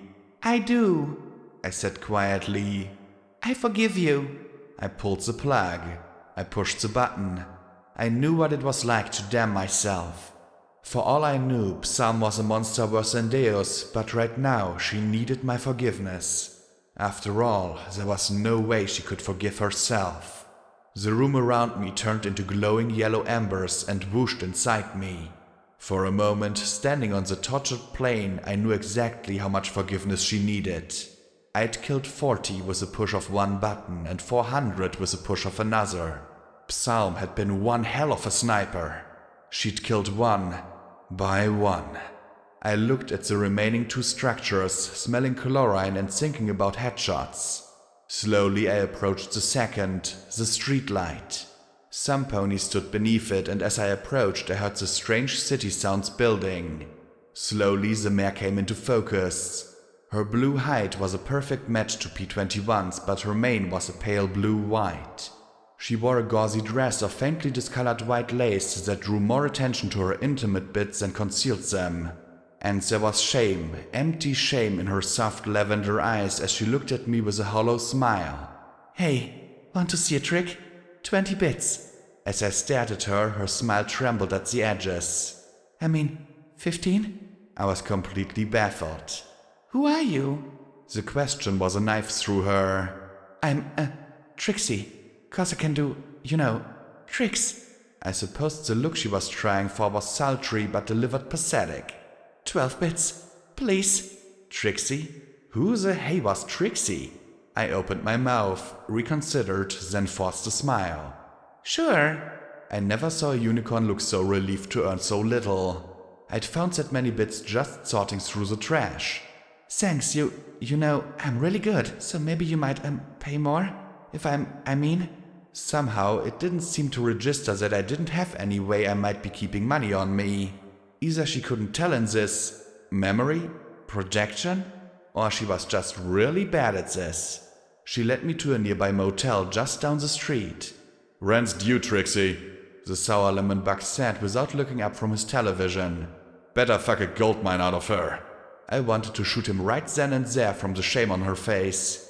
But she didn't say a word. No comeback comment. Nothing. From the shame in her eyes, it was clear she was hoping to get a gold mine out of me, so to speak. The dingy little room had a musky smell to it, and the sole bulb painted everything in amber. Still, there were posters on the wall, aged and delicate things showing a mare on stage, while bold letters declared, "Behold the great and powerful Trixie." There were pictures of her animating a rope, of summoning a swirling lightning cloud. I looked away from the posters to ask about them. She was trying to do a striptease, and was so bad at it that I hadn't even noticed. "So, do you like what you see?" she said as she climbed onto the bed. I didn't want to have sex with her. I wanted to hug her, but a hug would kill her. Still, I went through the motions with her. It wasn't good. This wasn't good. No amount of sex should have that many quiet tears. When we finally gave up and lay there, she stared at my chest. I stroked her mane. It needed a good washing. "So, again, baby?" she added as she dared to meet my eye. I killed her with a look. My expression crumbled her like a tin can as she shook. "I'm sorry," she whispered. All I could be was kind as Trixie clung to me in that filthy room surrounded by walls of failed dreams. If things had been different, but I stroked her softly. I'd maimed her with my pity. Not even worth one bit. Worthless. I knew that feeling. I knew what it was like to feel undeserving, unwanted, unneeded.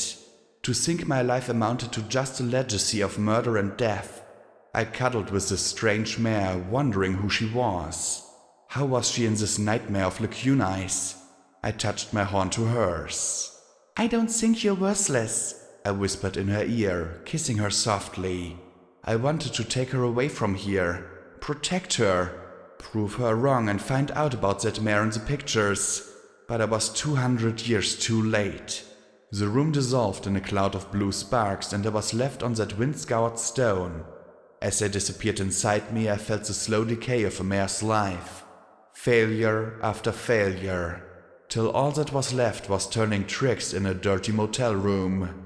I wondered what had happened to Trixie. Had she died in that place when the bombs fell? No, she must have survived long enough for Unity. Somehow. How else could she have been inside lacunae? I had self-loathing and self-worthlessness coiled inside me. I looked at the tree with trepidation. What was the kunai? A toxic angst dump? As I approached the tree, I saw it wasn't just a tree, but some kind of building. I ran my eyes over the sign out front. Ponyville Library? And the weirdness just keeps on coming, I said as I took a deep breath and slowly pushed it open. I would have loved to have seen something bright and clean, really, but the library looked as if it'd been ransacked. Dozens of books lay in disarray, some piled in heaps, others scattered and ripped. Spike, is that you? A mare called from the stairs as she walked down with slow, unsteady steps. The middle-aged mare levitated a bottle of wine beside her as her purple eyes narrowed, then relaxed. Oh, good. Twilight Sparkle? Grey shot through her mane in premature aging and wrinkles were forming creases in her face. She looked tired and drunk. If you're here to check out a book, I'm afraid you're out of luck. EC 102, the book review. All books are to be reviewed for appropriateness to the conduct and well-being of Equestria. She scowled at the empty shelves and dirty piles. I used to love this place, she said with a scowl before taking a drink from the bottle. I approached cautiously. You're Twilight Sparkle, the one and only, she said with a bitter twist of her lips, spreading her hoofs wide. Or a piece of her, the garbage doesn't matter, she said as she waved the bottle around the building. Nice endopsycho-illusory projection, huh? I wonder what all this represents, huh? The loss of my friends? My hypocrisy? She saw me staring blankly and sighed. Figures. First pony I get to talk to and she's a moron. Okay, that stung, but still, getting pissed at a projection wouldn't help. Hypocrisy? She scowled at me. Oh, don't be stupid. I was the biggest hypocrite in Equestria. She pointed at a picture of herself hanging askew on the wall. Read. Only it's kinda hard when I stood by and did nothing to stop Rarity's image from sucking every remotely seditious phrase from the shelves of Equestria. She sighed, took a long pull of the bottle and stared down at the sloshing contents. For 10 years I did everything I could to try and help ponies. Luna, fucking Equestria. Every pony except the 5 ponies who really needed it.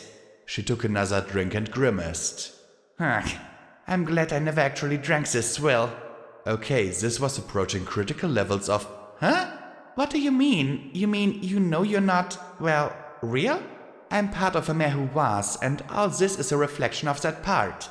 That's all I am, the worst parts, she said with a twisted little smile, then shook the bottle at me. Twilight never drank. She should have, but she didn't. No, she just condemned her friend who was consumed by addiction. Covered for her, lied for her, let every pony manipulate her.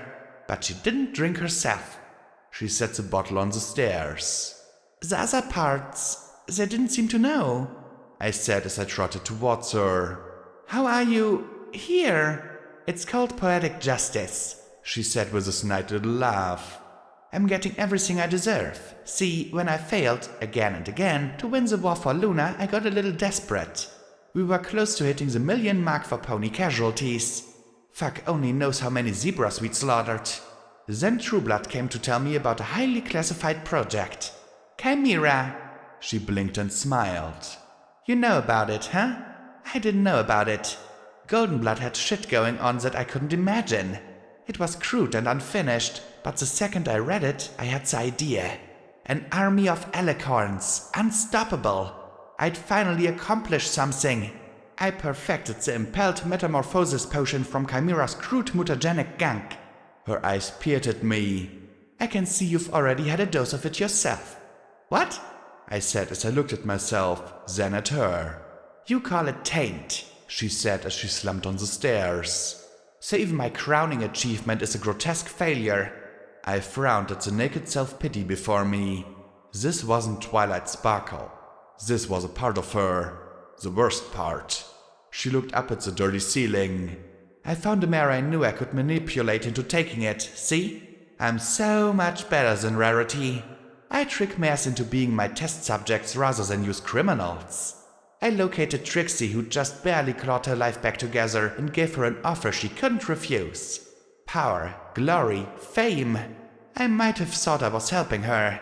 Really, I was just the final nail in her coffin. I thought of the blue mare I'd lain with and couldn't argue. A mare in that state. So what happened? Bombs fell, every pony died, she said with a shrug. More specifically, they fell right in the middle of the test. But good news, my potion worked. Trixie got her power, her glory, her fame. And in thanks, she saved us by pulling us all into her, one after the next. Glued together in that being, that monster I created. I stared at her with a small frown, trying to figure out the pity party. Or was it self-pity? What about gardens?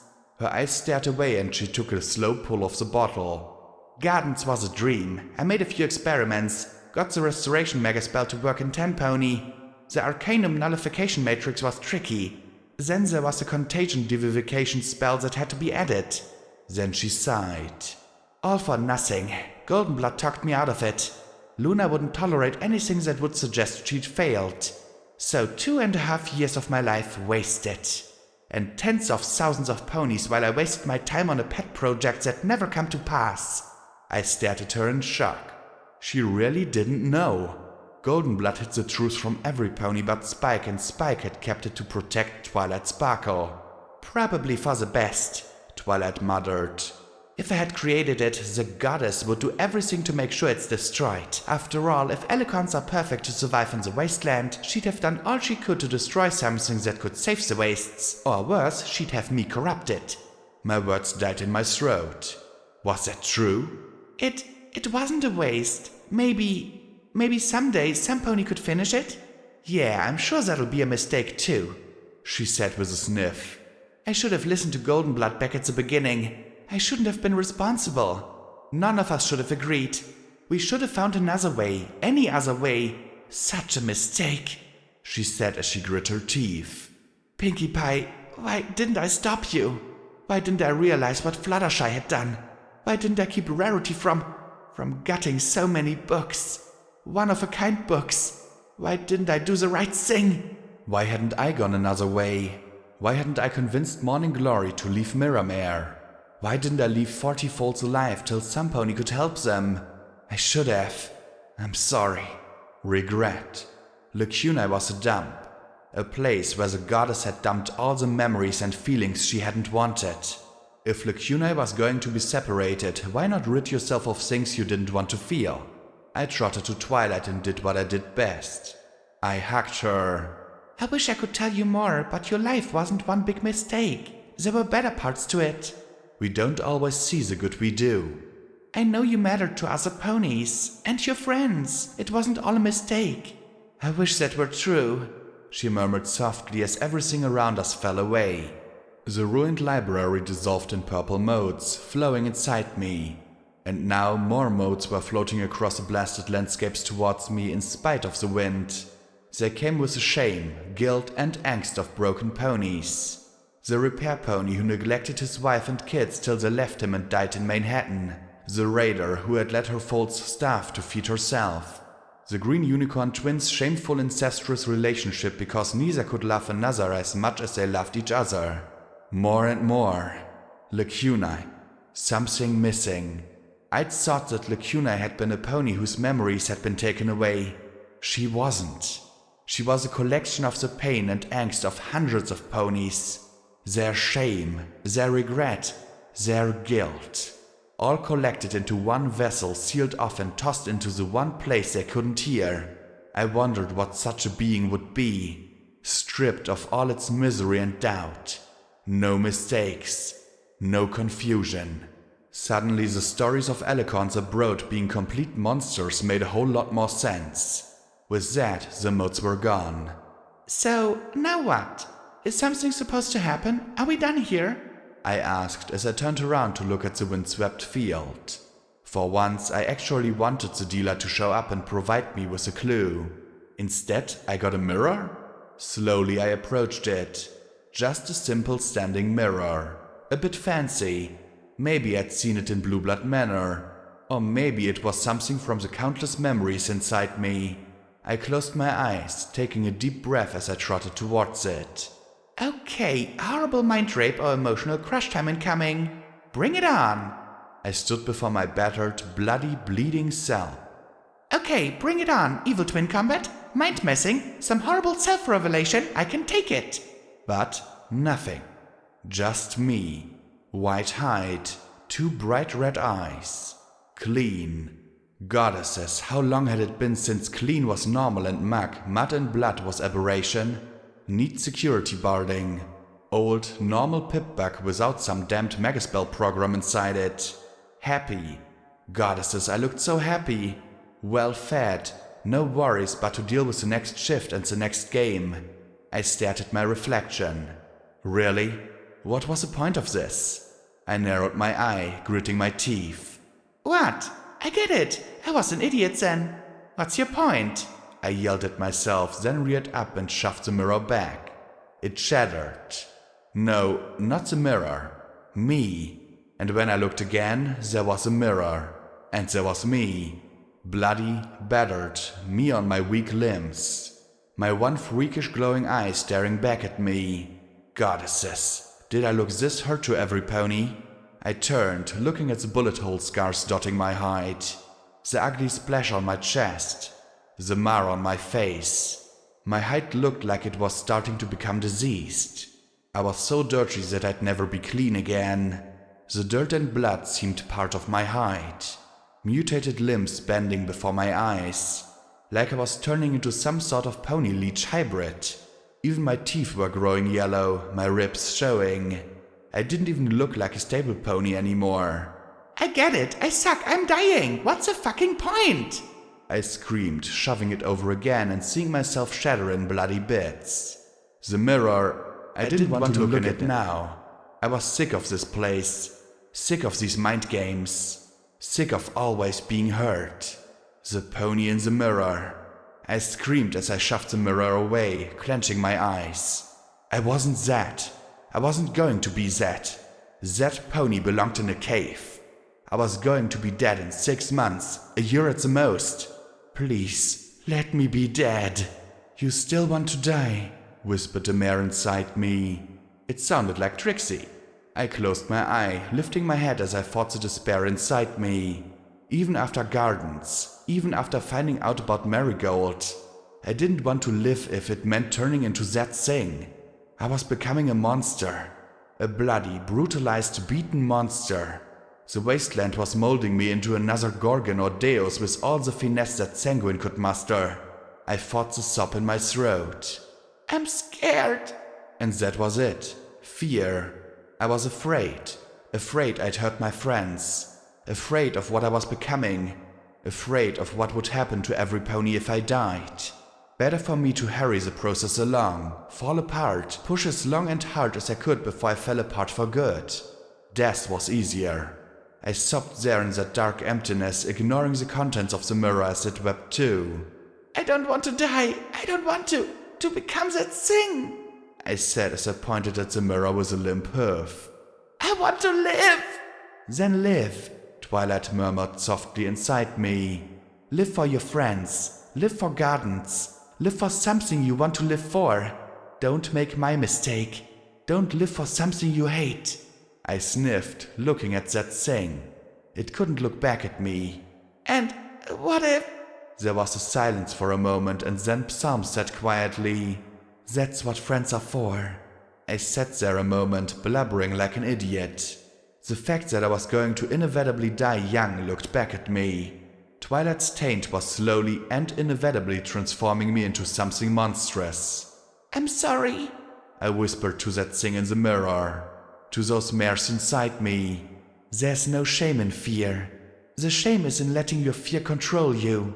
You have to keep faith even when you're afraid. You gotta giggle at the ghosties even when laughing's the last thing you want to do. Don't let being afraid stop you from being awesome. Don't let fear turn you mean and hateful. Be honest with yourself. A lion never changed nothing. Ante up. I looked at that thing that was once a happy and healthy mare and sighed. I'm going to be dead soon, or I'm going to be a monster. And then I smiled a little. Well, guess I better make the time count. Now, how do I get out of Lacunae? Just ask, the mare replied, complete and whole within me. I heard the soft hum, my own humming, and I hummed along with myself. Maybe I was doomed. I was afraid, but I wouldn't let fear destroy me. I had too much to do. I blinked into Lacunai's eyes as they focused on my own. She blinked, then looked down at Lightning Dancer holding me up. "Ah," she said delicately. "I assume that there have been developments?" "You could say that," I said, and the yellow mare nodded and deftly placed me back in the wheelchair. "Thank you, Lacunai," I said as I settled back, looking up at her with a soft smile. "That last bit, with the mirror, that was you, wasn't it?" The Elecon fidgeted a little and gave a sheepish smile. "It only seemed right. You pulled me out of the dark and put me back together again. Virtue isn't something inherent." The goddess and countless ponies within had shoved their flaws and weaknesses into the equivalent of a closet and created a mare who was gentle and kind, who had learned from their mistakes, who was better for them. You couldn't have sympathy if you anesthetized yourself to the pain of others. "You get a horn and suddenly everything's all magical and mystical," Lightning Dancer said with a teasing grin, looking at Lacunai curiously. Clearly, any pony with wings was an okay pony to a Pegasus. "Yep, it's a great mysterious world for us hornheads," I replied with a grin. Lacunai lifted me easily with her horn, adjusting me in the seat. I had to admit I felt a bit foolish being lifted around like that. "Well, if you're done, I'll go wait for Dusk. She's probably going to need some cloudberry wine and a good cry after all this is done," she said with a smile and a roll of her eyes. "The tougher the mare, the bigger the softy inside." Deus must have been stuffed with down fluff then. She trotted off back towards Glory's room. "This is a very interesting mare," Lacunai said softly. "Ponies keep surprising me," I agreed with a smile. Then I looked up at her. "I need to find P21 and Scotch. And Rampage. Push me? My horn isn't really working right now." I frowned, screwing up my face. There was a sparkle from the tip, then a zap like the blowing of a light bulb. I rolled my eye, looking at the char barely visible on the tip of my horn. "Yep, still not working," I pouted. "Stupid little defective horn." Huh. It took a bit of time to find them in the School of Literature. One classroom had been converted into a kitchen. The fare was distinctly basic, but beggars couldn't be choosers. Most of the eggheads sat around with books, talking about their ideas, problems, and plans. Scotch Tape stared at a sparkle cola slowly going flat before her.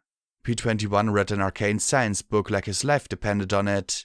Rampage was explaining in exact detail the best way to snap a neck to two horrified-looking research mares. She gets turned into a filly, deals with a tech abomination, has at least 3 different mares inside her, and goes on without a tick.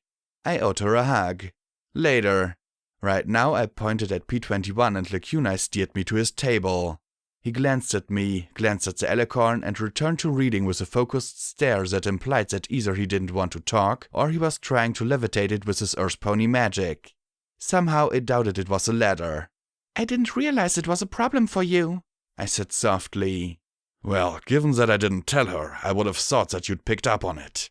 Silly me," he replied in an acid tone. I supposed I deserved that.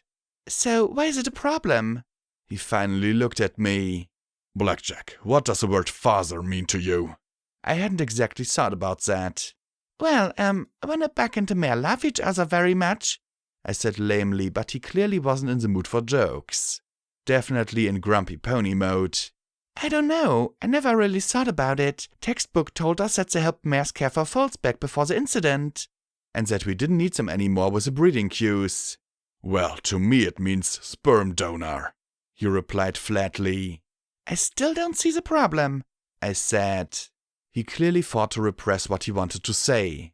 Then he said in low, even tones, "Scotch Tape now thinks of me as family, as her father." He sighed and closed his eyes and he sat back. "Her mother always went on and on about us being a family once we were out of the stable. Living together, having more children. Love." He sighed and rubbed his face. "All I wanted was to escape. Now she expects me to be a father to her. I doubt that she knows what that means either." "Maybe not," I replied softly. "But here's what I do know. Over the last months, that filly has lost more than you or I. She's lost her home, her mother, and today she lost her innocence. Now, maybe she does have expectations of you that aren't fair, but you are twice her age and she needs all the help she can get. We're all she has in the world. You don't understand, he hissed softly, clenching his eyes shut as he rubbed his face. I can't be her father, I just can't. I'd seen that look in his eyes just a few days ago. There was more to this than just unexpected relationships. All right, but I hope someday soon you can at least tell her why, I said softly. I wouldn't press further. Not right now, anyway. I could still see the angry ring around his neck. I nodded for Lacunai to wheel me over to Scotch tape. The filly didn't look up from her bottle. Hey, Rubberhoof Brigade coming through, I said as I waggled my limp limb at her. Wooga wooga wooga. She narrowed her eyes, leaning away from me. You are so weird, Blackjack. I'm trying to get you to smile, I replied. I'm not a fool, she said with a huff, returning her gaze to her soda. I glanced at P21, sitting in the exact same pose. Dear Celestia, their obstinacy was genetic. I gave her a flat look. I'll have you know that I have body-tackled raiders, enclave power armor, and monster ponies. Oh, now she was looking at me like I was disturbed. I grinned. So tackling you and tickling you till you cry probably isn't impossible. You wouldn't, she gasped. I did, and to hell with every pony who stared like I'd lost my mind. I didn't stop till she was laughing and gasping and begging for mercy. I was laughing too. And from across the room, I thought I saw a ghost of a smile on P21's face. Thanks, Blackjack, she said softly once she'd caught her breath. For caring. We all care about you, I said as I shifted and shoved myself into sitting upright against the wall next to the olive filly. He doesn't, Scotch Tape said. He hates me. 3 guesses as to who she's talking about, Blackjack. P21 doesn't hate you. He's just like that. He's serious about everything, I said as I gave her a patient smile and brushed her mane out of her teal eyes. Her smile didn't last. I screwed up, she said softly. Come again? In the office, she reminded me as she stared at her hoofs. I was so scared I just froze up. I think I wet myself a little. Well, it was dangerous. If it hadn't been for my clattery leg braces, I'd have done it myself. Not that, she said softly, pressing her limbs together. I saw it, the monster from the tunnels. She drew a trembling breath. There was a heap of scrap in there, just a pile of junk, but I knew it was going to come alive. It was going to eat me, eat us all. I would have stayed there till I reappeared if some mare hadn't brushed against me. I nearly got caught anyway. She shook and I put a leg across her shoulders. I see it all the time. I hear it in the walls. She pointed at a Sparkle Cola machine in the corner. I think it's in there, and any second it's going to pop out and eat us all. Scotch, it's gone. I shot it with the strongest gun in Equestria. It's not coming back, I said, but I saw she wasn't convinced. Triage trotted in and immediately approached me. She had 4 new leg braces floating beside her. I broke into a wide grin. Finally! I'm so tired of being pushed around like an old grey mare.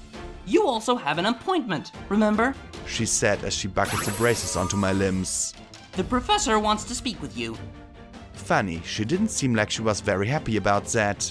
My mane was starting to prickle. Slowly I rose to my hoofs, waiting for my legs to settle in the metal frames. Alright, just let me check on Glory first.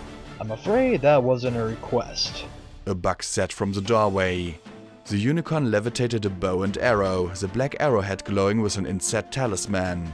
Looming behind him was a massive sentry robot with a white crab painted on the front. A zebra mare bearing a scorpion cutie mark. Were they still called cutie marks on zebras? And carrying a rifle, the spitting image of Lancers skulked on his left, and a white Pegasus mare with 2 needle rifles on her battle saddle stood to his right. The buck with the arrow glared right at me. Professor Zodiac will see you now. Footnote, level up, new perk added, made of Stabornium. You just don't know when to up and die. When reduced to 25% of your hit points, you gain +6 damage threshold and regenerate 2 HP per second till above 25% hit points. Quest perk added. Magic Bullet, rank 3. The range of your magic bullet spell has increased by a factor of 5.